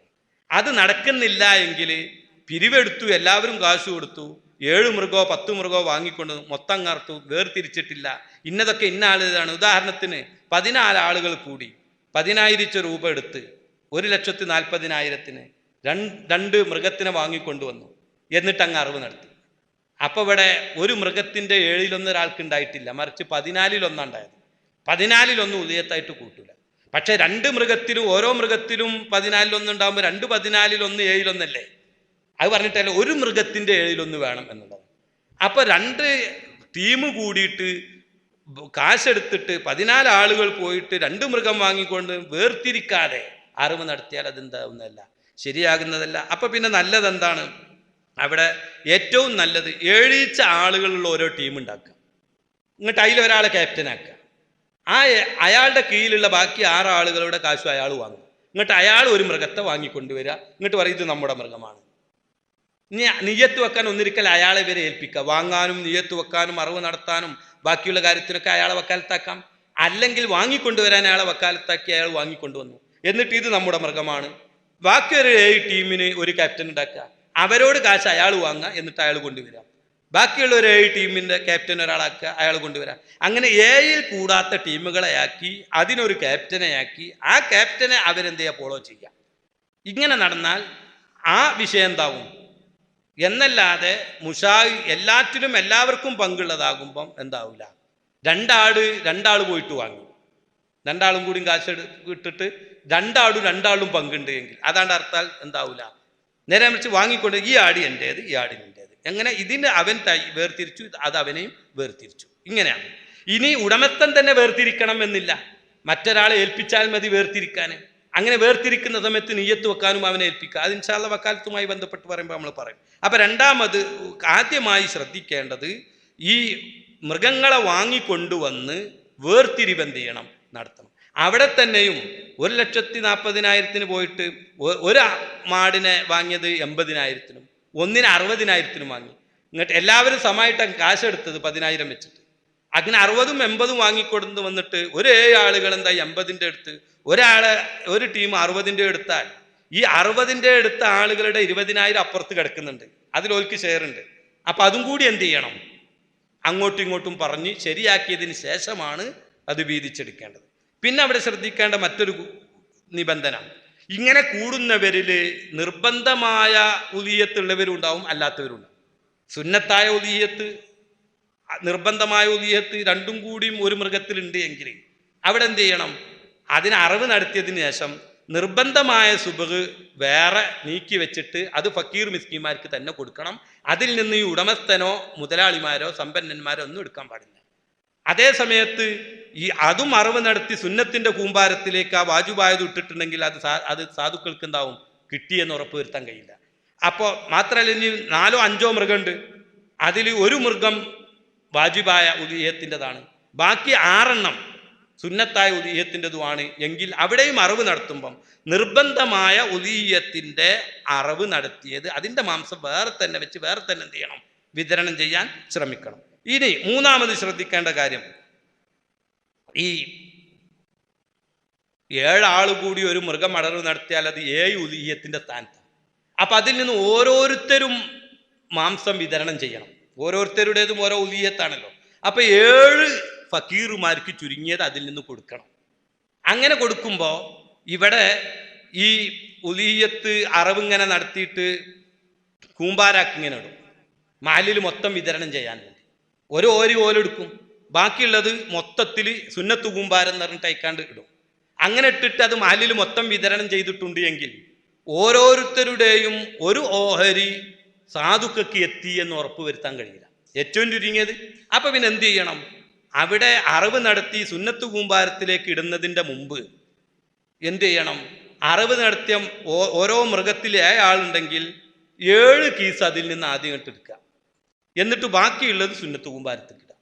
എന്നാൽ ആ 7 കീസ് എന്ത് ചെയ്ത് ഓരോരുത്തരും ഓരോ കീസ് ഓരോ ഫക്കീറിന് കൊടുത്താൽ നിർബന്ധം പേടി. ബാക്കിയുള്ള പിന്നെ സുന്നത്താണ്, ധനികർക്കും കൊടുക്കുക, തങ്ങന്മാർക്കും കൊടുക്കുക, ആർക്കും കൊടുക്കുക. അതേ സമയത്ത് അത് വേർതിരിക്കാതെ മൊത്തം സുന്നത്ത് കൂമ്പാരക്ക് ഇട്ടിട്ട് അത് മൊത്തം മാലിൽ എല്ലാ പെരയിലും അങ്ങ് കൊടുത്താൽ തങ്ങന്മാർക്കും കൊടുക്കുന്നുണ്ടാവും, ധനികർക്കും കൊടുക്കുന്നുണ്ടാവും. ഇത് ഇവന്റെ ഓഹരിയിൽ നിന്ന് ഒരു ഓഹരി ദരിദ്രന് കിട്ടി എന്ന് എന്ത് ചെയ്യാൻ കഴിയില്ല, ഉറപ്പുവരുത്താൻ കഴിയില്ല. ഇനി അതിനേക്കാൾ നല്ലത് ഒന്നുകൂടി ബെറ്റർ ഉണ്ട്, 2 കീസ് എടുക്കുക. ഓരോ ഉദീയത്തിൽ നിന്നും 7 ആളുണ്ടെങ്കിൽ ഈ 2 കീസ് വീതം എടുക്കുക. ഒരു കേസ് ദരിദ്രന് കൊടുക്കാനും ഒരു കേസ് അവനും. കാരണം സ്വന്തം ഉദീയത്തിൽ നിന്ന് അല്പമെങ്കിലും ഭക്ഷിക്കൽ സുന്നത്താണ്, അത് വലിയ ബർക്കത്തുള്ള കാര്യമാണ്. അത് മൊത്തം സുന്നത്ത് കൂമ്പാരത്തിലേക്ക് ഇട്ട് കഴിഞ്ഞാൽ പിന്നെ അവന് കിട്ടുന്നത് അത് പിന്നെ അവൻ്റെ ഓഹരിൽ നിന്നാണോ എന്ന് എന്ത് ചെയ്യാൻ കഴിയില്ല പറയും. അപ്പം ഏറ്റവും നല്ല രൂപം 2 കേസെങ്കിലും എടുത്ത് ബാക്കി സുന്നത്ത് കൂമ്പാരത്തിലേക്ക് ഇട്ടത് എന്ത് ചെയ്യുക, മൊത്തം ഇതാണ് അതിനേക്കാൾ നല്ലത്. ഇനി അതും ചെയ്തില്ല, പഴയ കാലത്തൊക്കെ ഒരു ഉദീയത്തങ്ങട്ട് അറുത്തിട്ടുണ്ടെങ്കിൽ ഒരു കൂമ്പാരം സദക്ക ചെയ്യാനുള്ളത്, ഒരു കൂമ്പാരം ഹദിയ ചെയ്യാനുള്ളത്, ഒരു കൂമ്പാരം ഉടമസ്ഥന്മാർ. അങ്ങനെ ചെയ്യുന്നതിനെന്തില്ല, വിരോധമൊന്നും ഇല്ല. അപ്പം ആ സദക്കയുള്ളത് ആർക്ക് തന്നെ പോകും, ദരിദ്രന്മാർക്ക് തന്നെ പോകും. ഹദിയയുള്ളത് സമ്പന്നന്മാർക്കും ആർക്കും എല്ലാവർക്കും പോകും. അതുപോലെ അവർക്കുള്ളത് അവർക്കും കിട്ടി. അങ്ങനെയും ചെയ്യുന്നതിനെന്തില്ല, വിരോധമില്ല. പക്ഷെ ഏറ്റവും നല്ലത് ഞാൻ പറഞ്ഞ 2 കേസ് എടുക്കുക, അല്ലെങ്കിൽ 1 കേസ് എടുക്കുക. മൂന്നാമതാണ് ഈ പറഞ്ഞതിൻ്റെ സ്ഥാനം. അപ്പം അതും അവിടെ ശ്രദ്ധിക്കേണ്ടതാണ്. സുന്നത്തായ ഉലിയത്ത് അറിവ് നടത്തി മാംസാക്കുമ്പോൾ പിന്നെ ഈ ഓരോരുത്തരുടെയും വെവ്വേറെ ഒരു മൊത്തം വെവ്വേറെ 7 ഓരിയാണ്ടാക്കിയിട്ട് എന്നിട്ട് അതിൽ നിന്ന് ധർമ്മം തന്നെ ചെയ്യണം, അങ്ങനെ നിബന്ധനയൊന്നുമില്ല. അതേ സമയത്ത് ഒരു മാടിനെ അറുത്ത് കഴിഞ്ഞിട്ടുണ്ട് എങ്കിൽ അതിൽ മൊത്തത്തിൽ 7 കേസ് ഇങ്ങോട്ട് എടുത്താൽ മതി. അപ്പോൾ 7 ആക്കും എന്തായി, കാരണം ഇത് മൊത്തത്തിൽ എടുക്കുന്നത് ഓരോരുത്തരുടേതുമാണ്. അപ്പോൾ വെവ്വേറെ ആക്കണമെന്ന് നിബന്ധനയൊന്നും ഇല്ല. എന്താ പറയുക, 7 ഓരി വെച്ചിട്ട് ആ ഓഹരിയിൽ നിന്ന് തന്നെ അവനവൻ കൊടുക്കണം എന്നില്ല. ഇപ്പോൾ ഉസ്താദ് പറഞ്ഞ ഈ വിഷയത്തിൽ 7 ഓഹരി ആക്കിയിട്ടായിരുന്നു അവനവനും ആവശ്യമുള്ളത് എടുക്കലുണ്ട്. പക്ഷെ വേറൊരു കേസ് സെപ്പറേറ്റ് ആക്കുന്നത് സാധാരണ കാണാറില്ല. ഓരോരുത്തർ ഒൽക്കുള്ള ഓഹരി അതിന് എടുത്ത് വെക്കണത് നമ്മൾ കാണലുണ്ട്. അപ്പം ഇനി അതും കൂടെ ഒന്ന് ബാക്കിയുള്ളവർ ശ്രദ്ധിച്ചാൽ നല്ലൊരു കാര്യമായിരിക്കും. ഇവിടെ ഒരു കാര്യം കൂടി മനസ്സിലാക്കണം. ഞാൻ ഈ പറഞ്ഞത് ഒരു മൃഗത്തിൽ 7 ആളുകളുണ്ട് എങ്കിൽ ആ മൃഗത്തിനെ അറുത്തിട്ട് അതിൻ്റെ മൊത്തം മാംസത്തിൽ നിന്ന് എന്ത് ചെയ്താൽ മതി, 7 കേസ് എടുക്കുക, കൊടുക്കാൻ വേണ്ടി 7 കേസ് കൊടുക്കുക, ബാക്കിയുള്ളത് എന്ത് ചെയ്യുക, ധർമ്മം ചെയ്യുക. 7 ഓഹരിയാക്കിയിട്ട് അതിൽ നിന്ന് എന്ത് ചെയ്യേണ്ട, എടുക്കണമെന്ന് നിർബന്ധമൊന്നും ഇല്ല. മൊത്തമുള്ളതിൽ നിന്ന് ദരിദ്രർക്ക് കൊടുക്കാൻ 7 കേസ് എടുക്കുക. അത് ഓരോരുത്തരുടേതാണ്. എന്നിട്ട് അവനാൻ്റെ ദരിദ്രർക്ക് എന്ത് ചെയ്യാം, കൊടുക്കാം. അപ്പോൾ ഇതിലിപ്പോൾ ഒരു കേസും ഒരു ഇതും ഓഹരിയും ദരിദ്രർക്ക് എത്തിയിട്ടില്ല എന്നുണ്ടെങ്കിൽ അവൻ്റെ ഉലഹിയത്തിൻ്റെ ഫലം ഇല്ല. ഉലഹിയത്തില്ല. കാരണം വാജിബാണ്. അതും കിട്ടിയിട്ടില്ല എങ്കിലും അവൻ വാങ്ങിയിട്ടെങ്കിൽ, അത് കടക്കാരനവൻ വാങ്ങിയിട്ടെങ്കിൽ അത് എന്ത് ചെയ്യണം, കൊടുക്കണം. അത് സുന്നത്തായ ഉലിയത്താണെങ്കിലും, സുന്നത്തായ ഉലിയത്താണെങ്കിലാണ് ഈ പറഞ്ഞത്. നിർബന്ധമായ ഉലിയത്താണെങ്കിൽ മുഴുവനായിട്ട് ദരിദ്രർക്ക് കൊടുക്കണം. അത് സമ്പന്നന്മാർക്കും കൊടുക്കാൻ പാടില്ല, തങ്ങന്മാർക്കും കൊടുക്കാൻ പാടില്ല, ഓനും കൊടുക്കാൻ പാടില്ല. അതാണ് ഞാൻ വാജിബായത് ഈ മഹല്ല് സംവിധാനത്തിൽ അറിവ് നടത്തുമ്പം വാജിബായ ഒരു ഓഹരിയോ അല്ലെങ്കിൽ വാജിബായ ഒരു മൃഗമോ ഉണ്ടെങ്കിൽ അതിൻ്റെ മാംസം ഒരു കാരണവശാലും സുന്നത്ത് കൂമ്പാരത്തിലേക്ക് ഇടാൻ പാടില്ല. അത് വേറെ തന്നെ എടുത്തിട്ട് വിതരണം. കാരണം അത് സമ്പന്നർക്കും കൊടുക്കാൻ പാടില്ല, തങ്ങന്മാർക്കും കൊടുക്കാൻ പാടില്ല, ഉടമസ്ഥനും എടുക്കാൻ പാടില്ല. മുഴുവനായിട്ട് ധർമ്മം ചെയ്യണം. സുന്നത്തായ ഉലിയത്താണെങ്കിലാണ് ഞാൻ പറഞ്ഞത് ഒരു ഓഹരിയെങ്കിലും, ഒരു തരക്കേടില്ലാത്ത അല്പമാംസമെങ്കിലും പച്ചയായിട്ട് ഒരു ദരിദ്രൻ എന്ത് ചെയ്യണം, കൊടുക്കണം. അപ്പോൾ ഒരു മൃഗത്തിൽ ഇപ്പോൾ മാക്സിമം 7-1 ആവുള്ളൂല്ലോ, അതിൻ്റെ അപ്പുറം 8-1 അങ്ങോട്ട് വേറെ പോകണില്ല. അങ്ങനെ വരുമ്പോൾ ഒരു മൃഗത്തിൽ ഇപ്പോൾ 2 ആളാണ് ഓഹരി കൂടിയെന്ന് വെക്കുക. അപ്പോൾ 2 ആളത് പകുതി ആക്കുമ്പോൾ 3.5 വരും. അപ്പോൾ ഒരു അര ഓഹരി അവിടെ വരുന്നുണ്ടല്ലോ. അങ്ങനെ ഒരു സംവിധാനം ഉദയത്തിൽ വരുന്നുണ്ട്. ഒരു അര ഓഹരി. അങ്ങനെ ഒരു സംശയം ചിലവർ പറയാറുണ്ട്. ഈ 7-1 എന്ന് പറഞ്ഞത് മിനിമം 7-1, അധികം എത്രയാവാം. അപ്പൊ 6 ആൾ കൂടി ഒരു മൃഗത്താങ്ങിൽ 6-1 ഉണ്ട്. 6-1 അധികമാണല്ലോ, അത് പറ്റും. 5 ആൾ കൂടി ഒരു മൃഗത്തെ വാങ്ങി, അപ്പൊ 5-1 ഉണ്ട്. ഒരു മൃഗത്തിന്റെ മൊത്തം 5 ഓഹരിയിൽ ഒരു ഓഹരി ഉണ്ട്. 7 ഓഹരിയല്ല, 7 ഓഹരിയാക്കി ഒരു ഓഹരി നമുക്ക് കുറയും.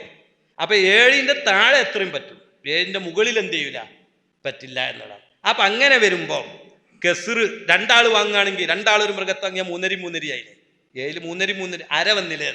ഈ അര എന്ന് പറയുന്നത് മുസ്തഖില്ലൻ ഒരു ഓഹരി ആക്കാൻ പറ്റൂല. ഉള്ള ഒരു ഓഹരിന്റെ കൂടെ സിയാദത്തായിട്ട് പറ്റും, അതിന് വിരോധമില്ല. ഇപ്പൊ ഉദാഹരണത്തിന് ഞാനൊരു മൃഗത്തിൽ ഒരു സുബഹ് ഉലിഹിയത്ത് കൂടി, ഒരു സുബഹിന്റെ അക്കീക്കത്താണ്, മോന്റെ അക്കീക്കത്താണ്. ഇനി എനിക്കതിലൊരു അരയാണുള്ളത്. ആ അര ഞാൻ എൻ്റെ മറ്റേ മോന്റെ അക്കീക്കത്ത് അല്ലെങ്കിൽ എൻ്റെ കഫാറത്ത് ഇങ്ങനെ കരുതാൻ പറ്റില്ല. കാരണം അര ഒരു ഓഹരിയായിട്ട് എന്ത് ചെയ്യൂല, കൂട്ടൂല. അതേ സമയത്ത് എൻ്റെ സുബഹിന്റെ കൂടെ എത്ര സിയാദത്തുണ്ടോ അതൊക്കെ അഫ്ദലാണ്. അത് ബഹുമാനപ്പെട്ട ഇമാം ഷർവാനി റളിയല്ലാഹു അൻഹു പറയുന്നുണ്ട്, വൈൻകാനത്ത് അക്സറ മിൻ സുബ്ഹിൻ, സുബ്ഹിനേക്കാൾ അക്സറാണ് എങ്കിൽ അത് ഇദാ ദാദ അലാ ഖദ്രിയ യകൂനു അഫ്ദല, അതെന്താവും, ശ്രേഷ്ഠമായതാണ് എന്ന് ബഹുമാനപ്പെട്ട ഇമാം ഷർവാനി, ഇമാം കല്ലൂബി, ഇങ്ങനെ കർമ്മശാസ്ത്ര പണ്ഡിതന്മാരൊക്കെ അത് പറഞ്ഞിട്ടുണ്ട്. മാത്രമല്ല ബുജൈരിമിയിൽ കാണാം 7 കുറഞ്ഞവരോ ഒരു ഒട്ടകത്തിൽ പങ്കാവുന്നതാണ്. 7 ആളോ 7 കുറഞ്ഞവർ തന്നെ 2 ആളാകാം, 3 ആളാകാം. അപ്പോൾ അവിടെയൊക്കെ കസൂറ് വരും. അപ്പം അതിന് വിരോധമില്ല എന്ന് ബഹുമാനപ്പെട്ട ഇമാം ബുജൈരിമി റളിയല്ലാഹു അൻഹു അത് പറഞ്ഞിട്ടുണ്ട്. ഉലുഹിയത്ത് നഖ്ല് ചെയ്യുന്ന വിഷയം, നഖ്ല് ചെയ്യാൻ പറ്റൂല എന്ന് പറയുന്നിടത്ത് ഇപ്പോൾ സക്കാത്തിനൊക്കെ കുറിച്ച് പറഞ്ഞ പോലെ നമ്മളുള്ള സ്ഥലത്ത് തന്നെ നമ്മുടെ ഉലുഹിയത്ത് അറക്കണമെന്ന് നിബന്ധന ഉണ്ടോ? അതല്ല നമുക്ക് മൃഗത്തെ വേറെ സ്ഥലത്ത് കൊണ്ടുപോയി അറക്കാൻ പറ്റുമോ? ഇനി അങ്ങനെ അറക്കുകയാണെങ്കിൽ തന്നെ അർത്ഥത്തോടെ തന്നെ വിതരണം ചെയ്യണം, അതല്ല നമ്മളെ നാട്ടിലേക്ക് തിരിച്ചു കൊണ്ടുവന്ന് വിതരണം ചെയ്യാൻ പറ്റുമോ? എന്താണ് ഇപ്പം നഖ്ലിൻ്റെ മൊത്തത്തിലുള്ള ഒരു മാനദണ്ഡം? അതെ, ഉലുഹിയത്ത് ലാ യജൂദു നഖ്ലുൽ ഉലുഹിയത്ത് മിൻ ബലദിഹ കമാഫി നഖ്ലി ദക്കാത്തി എന്ന് മുഗ്നിയിൽ പറഞ്ഞു കാണും. അതുപോലെ നിഹായിലും കാണാം എംതനിയു നഖ്ലുഹാൻ ബലദിൽ ഉലുഹിയത്തി കസ്സക്കാത്തി. സക്കാത്ത് പോലെ ഈ ഉലുഹിയത്തിൻ്റെ രാജ്യത്തെ തൊട്ട്, നാട്ടിനെ തൊട്ട്, പ്രദേശത്തെ തൊട്ട് ഉലുഹിയത്ത് നഖ്ല് ചെയ്യാൻ പാടില്ല, അത് ഹറാമാണ് എന്ന് പറഞ്ഞിട്ടുണ്ട്. ആ ഹറാമാണ് എന്ന് പറഞ്ഞത് നിർബന്ധമായ ഉലുഹിയത്തിനെ പറ്റി, നേർച്ചയാ കൊണ്ടോ മറ്റോ നിർബന്ധമായ ഉലുഹിയത്താണ്. അല്ലെങ്കിൽ സുന്നത്തായ ഉലുഹിയത്തിൽ നിന്ന് ഞാൻ പറഞ്ഞു നിർബന്ധമായി കൊടുക്കേണ്ടുന്ന ഒരു വീതമുണ്ട്, അതിനെപ്പറ്റിയാണ്. ബാക്കിയുള്ളത് മറ്റ് രാജ്യങ്ങളിലേക്കോ മറ്റു പ്രദേശങ്ങളിലേക്കോ കൊടുക്കുന്നതിന് വിരോധമില്ല. സുന്നത്തായ ഉലുഹിയത്തിൽ നിന്ന് കൊടുക്കൽ നിർബന്ധമായ ആ ഒരു ഫക്കീറിനുള്ളത് മാറ്റിവെച്ച് ബാക്കിയുള്ളത് മറ്റു സ്ഥലങ്ങളിലേക്ക് കൊടുക്കുന്നതിന് വിരോധമില്ല. എന്നാൽ തന്നെയും ഈ നഖ്ല് ചെയ്യുക എന്ന് പറഞ്ഞുകൊണ്ട് ഉദ്ദേശിക്കുന്നത് എന്താണ്? അത് സക്കാത്ത് നമ്മളൊരു സ്ഥലത്ത് ഫിത്ർ സക്കാത്ത്, സൂര്യാസ്തമന സമയത്ത് നമ്മൾ എവിടെയാണോ ഉള്ളത് അവിടെ നമുക്ക് സക്കാത്ത് നിർബന്ധം. ഇഞ്ഞാ സക്കാത്ത് മറ്റുള്ള സ്ഥലത്ത് നിന്ന് എന്ത് ചെയ്യാൻ പാടില്ല, നഖ്ല് ചെയ്യാൻ പാടില്ല. ആ രൂപത്തിൽ ഇവൻ ഉലുഹിയത്ത് സുന്നത്താകുന്ന സമയത്ത് ഏത് സ്ഥലത്തായിരുന്നോ അവിടെ തന്നെ അറിവ് നടത്തണം എന്ന് നിബന്ധന ഇല്ല. എന്ന് ബഹുമാനപ്പെട്ട ഇമാം റംലി റളിയല്ലാഹു അൻഹു പ്രത്യേകം അത് വിശദീകരിച്ചിട്ടുണ്ട്. കാരണം സക്കാത്ത് ഏത് സ്ഥലത്താണോ നമ്മൾ സൂര്യാസ്തമനം നടക്കുന്നത് ശറഅ് വാജിബാക്കി അവിടെ തന്നെ വേണം, അത് വാജിബാണ്. ഉലിയത്ത് സുന്നത്താണ്, അത് വാജിബാകണില്ല ഈ അസ്തമനം കൊണ്ട്, സമയം കിടക്കുന്നു എന്നുള്ളത്. അപ്പം അതുകൊണ്ട് തന്നെ അവൻ എവിടെയാണോ അറിവ് നടത്താൻ ഉദ്ദേശിക്കുന്നത് അവിടെ അറിവ് നടത്താൻ വിരോധമില്ല. ആ ഉലിയത്തറുക്കാൻ ഉദ്ദേശിച്ച ആൾ ഏത് രാജ്യത്താണോ ഉലിയത്തറുക്കാൻ ഉദ്ദേശിച്ചത് അവിടെ വെച്ച് അവൻ എന്ത് ചെയ്യാം, ഉലിയത്ത് അറിവ് നടത്താവുന്നതാണ് എന്ന് ബഹുമാനപ്പെട്ട കർമ്മശാസ്ത്ര പണ്ഡിതന്മാർ പറഞ്ഞിട്ടുണ്ട്. അൽ മുറാദു അന്നഹു യജിബു ദബഹുവ ഫിൽ മക്കാനില്ലദി യകൂനു ഫി ബിഹി വക്തൽ വുജൂബി ഔല എന്നുള്ള ചോദ്യത്തിന് അവിടെ പറയുന്നുണ്ട്, ബഹുമാനപ്പെട്ടവർ പറയുന്നുണ്ട്, അത് അവൻ എവിടെയാണോ ഉദ്ദേശിക്കുന്നത് അവിടെ വെച്ച് അറിവ് അത് നേർച്ചയാക്കിയ ഉലിയത്താവട്ടെ, അതുപോലെ തന്നെ വാജിബായ ഉലിയത്താവട്ടെ, സുന്നത്തായ ഉലിയത്താവട്ടെ. ഇപ്പോൾ ഇവിടെയുള്ള ഒരാൾ യുപിയിൽ വെച്ച് ഉലിയത്ത് അറുക്കണം എന്ന് ഉദ്ദേശിച്ചാൽ അവിടെ ഉലിയത്ത് അറിവ് നടത്താം. മക്കയിൽ വെച്ച് അറിവ് നടത്തണം എന്ന് ചോദിച്ചാൽ അവിടെ എന്ത് ചെയ്യാം, അറിവ് നടത്താം. അതിനൊന്നും എന്തില്ല. അവൻ അവിടെ ഹാജരായിട്ടില്ലെങ്കിലും ആളെ വക്കാലത്താക്കിയിട്ട് അവിടെ എത്തുന്നതിന് അതിന് നക്കിലി എന്ന് പറയുക. അതുപോലെ തന്നെ കാശ് അയച്ചു കൊടുത്തിട്ട് നിങ്ങൾ അവിടെ എനിക്ക് വേണ്ടി ഉലിയത്ത് വാങ്ങി അറിവ് നടത്തുന്നതാണ്, കാശ് അയച്ചു കൊടുക്കാം, അതിനൊന്നില്ല, വിരോധമില്ല. അതേ സമയത്ത് ഒരാൾ അറിവ് ഒരു സ്ഥലത്ത് അങ്ങനെയാണ് നടത്തി, ഉലിയത്തിൻ്റെ അറിവ് നടത്തിയാൽ ഇനി ആ മാംസം ആ പ്രദേശത്തെ എന്താകൂ, കൊടുക്കാവൂ. അത് നക്കിൽ ചെയ്യാൻ, അതാണ് ബഹുമാനപ്പെട്ട ആശിയത്തുൽ ജമലിൽ അതുപോലെ തന്നെ ഒക്കെ പറഞ്ഞു കാണാം. ആ പറഞ്ഞുകൊണ്ട് ഉദ്ദേശിക്കുന്നത് ദബഹ് ബിൽഫീൽ എന്ന ദബഹ് ബിൽഫീൽ എന്നാൽ ഹാരിജിൽ അറിവ് നടന്നാൽ പിന്നീട് ഞാൻ മാംസം നിർബന്ധമായ ഉലിയത്തായിരുന്നെങ്കിൽ, നേർച്ചയാക്കിയ ഉലിയത്തായിരുന്നെങ്കിൽ അത് അവിടെ തന്നെ കൊടുക്കണം. സുന്നത്തായ ഉലിയത്താണോ അതിലെ നിർബന്ധമായ ഭാഗം അവിടെ തന്നെ കൊടുക്കണം. അറിവെടുത്ത ശേഷം ബാക്കിയുള്ള എന്ത് ചെയ്യാം, മറ്റ് രാജ്യങ്ങളിലേക്ക് കൊടുക്കാവുന്നതാണ് എന്നാണ് ആ പറഞ്ഞതുകൊണ്ട് എന്ത് ചെയ്യുന്നത് ഉദ്ദേശിക്കുന്നത് എന്ന് ബഹുമാനപ്പെട്ട ഇമാം ആശിയത്തുൽ ജമലിൽ അത് പ്രത്യേകം എന്ത് ചെയ്തിട്ടുണ്ട്, പറഞ്ഞിട്ടുണ്ട്. പിന്നെ അവിടെ മനസ്സിലാക്കേണ്ട കാര്യം, ഞാൻ പറഞ്ഞു നേർച്ചയാക്കിയ ഉലിയത്താണെങ്കിലും വാജിബായ ഉലിയത്താണെങ്കിലും ഒക്കെ അങ്ങനെ തന്നെയാണ്. ഇഷ്ടമുള്ളവർക്ക് അറിവ് നടത്താം. കാരണം നേർച്ചയുള്ളത് ഇന്ന സ്ഥലത്തെ നടത്താവൂ എന്നുള്ള നിയമമൊന്നും ഇല്ല. അതേ സമയത്ത് നേർച്ച ആക്കിയത് സ്വാഭാവികമാണ് എങ്കിൽ അത് അവിടെ എത്തേണ്ടി വരും. ഞാൻ ഇന്ന രാജ്യത്തെ ആളുകളുടെ മേൽ ഉലിയത്ത് നേർച്ചാക്കിയെന്നു അങ്ങനെ നേർച്ചാക്കിയതാണെങ്കിൽ ആ രാജ്യത്തെ ഇറക്കാൻ പാടുള്ളൂ. അല്ലാത്ത സാധാരണ രീതിയിലുള്ള നേർച്ച, നിശ്ചിത രാജ്യത്തെ ആളുകൾ എന്ന് നിബന്ധന വെക്കാതെ ഉള്ള സ്വഭാവത്തിലുള്ള നേർച്ചയോ വാജിബോ ആയ ഉലിയത്താണെങ്കിലും ഇഷ്ടമുള്ളവർക്ക് എന്ത് ചെയ്യാവുന്നതാണ്, അറിവ് നടത്താവുന്നതാണ്. അപ്പം പിന്നെ അവിടെ ഒരു ചോദ്യമുണ്ട്, ഒരു സ്ഥലത്ത് ഉലിയത്ത് അറുക്കാൻ പറ്റാതെ ആയാൽ മറ്റൊരു സ്ഥലത്ത് അറുത്തിട്ട് അങ്ങോട്ട് കൊണ്ടുപോകാൻ പറ്റുമോ? ഞാൻ നേരത്തെ പറഞ്ഞല്ലോ, ഈ സുന്നത്തായ ഉലിയത്ത് എവിടെ വെച്ച് അറിവ് നടത്തിയാലും നിർബന്ധമായ ഒരു ഓഹരി കഴിച്ച് ബാക്കിയുള്ള ഒടുക്കും കൊണ്ടാ ഇതിന് വിരോധമില്ല. അപ്പം ആ മസല അനുസരിച്ച് തന്നെ അങ്ങനത്തെ ഉള്ള പ്രശ്നങ്ങളൊക്കെ പരിഹരിക്കാവുന്നതാണ്. ഇനി അതല്ല എങ്കിൽ ഞാൻ ഇന്ന രാജ്യത്ത് വെച്ച് അറക്കാനും നേർച്ചാക്കി ഇന്ന രാജ്യത്ത് കൊടുക്കാനും നേർച്ചാക്കി എന്ന് പറഞ്ഞ് നേർച്ചാക്കിയാൽ അങ്ങനെ ആ രണ്ട് സ്ഥലം മുഅയ്യനാണ് എന്ന് ബഹുമാനപ്പെട്ട പണ്ഡിതന്മാർ അങ്ങനെ ഒരു മസലയും പറഞ്ഞിട്ടുണ്ട്. ഇപ്പോൾ നേരത്തെ ഷെയറിൻ്റെ വിഷയം പറഞ്ഞു കൊടുത്ത് ചെറിയൊരു സംശയം കൂടെ. അപ്പോൾ നമ്മൾ ഇപ്പോൾ പിന്നെ ദാരിദ്ര്യമുള്ള നാടുകളിലേക്കൊക്കെ നമ്മളെ നാടുകളിൽ നിന്ന് 100-200 ഇങ്ങനെ പിരിച്ചെടുത്തിട്ട് നന്നായിട്ട് സംഖ്യ സ്വരൂപിച്ച് അവിടെ പോയിട്ട് ഉലഹിയത്ത് ഇറക്കണ ഒരു സംവിധാനം, അതിപ്പോൾ എങ്ങനെയാണ് ശരിയാവുക? എങ്ങനെ? നമ്മളിപ്പോൾ പൈസ പിരിച്ചിട്ട് ഒരു കന്നിനുള്ള പൈസ കുറേ ആളുകളുടെ അടുത്ത് പിരിച്ചിട്ട് വേറൊരു നാട്ടിൽ പോയിട്ട് അവിടെയുള്ള ആളുകൾക്ക് ഉലഹിയത്ത് ഇറത്ത് കൊടുക്കുന്ന ഒരു സംവിധാനം. അത് ഒരു മൃഗത്തിൽ 7-ലധികം ആൾ പാടില്ല. അപ്പോൾ ഒരു മൃഗത്തിൻ്റെ സുബീനുള്ള കാശ് ഒരാളുണ്ട് എങ്കിൽ എന്താവും, അവൻ നിയ്യത്തും ചെയ്താണ് മട്ടം പോലെയാണെങ്കിൽ ഓൻ്റെത് ശരിയാവും. അങ്ങനെ സുബഹിൽ കുറയാത്തത് 8 ആളും 10 ആളും കൂടി അല്പം കാശെടുത്ത് ഒരു മൃഗത്തിനെ വാങ്ങിയിട്ട് അറിവ് നടത്തി കൊടുത്താൽ അത് ധർമ്മം ചെയ്ത കൂലി കിട്ടും. ഉലിയത്തിൻ്റെ കൂലി എന്ത് ചെയ്യില്ല, കിട്ടൂല. ഉലിയത്തിന് നിബന്ധന പാലിക്കൽ അനിവാര്യമാണ്. ഉലിഹത്തിൻ്റെ മാംസം അവിശ്വാസിക്ക് നൽകാൻ പറ്റും? അത് മജ്മുഅയിലൊക്കെ പറ്റുമെന്നാണ് കാണുന്നത്.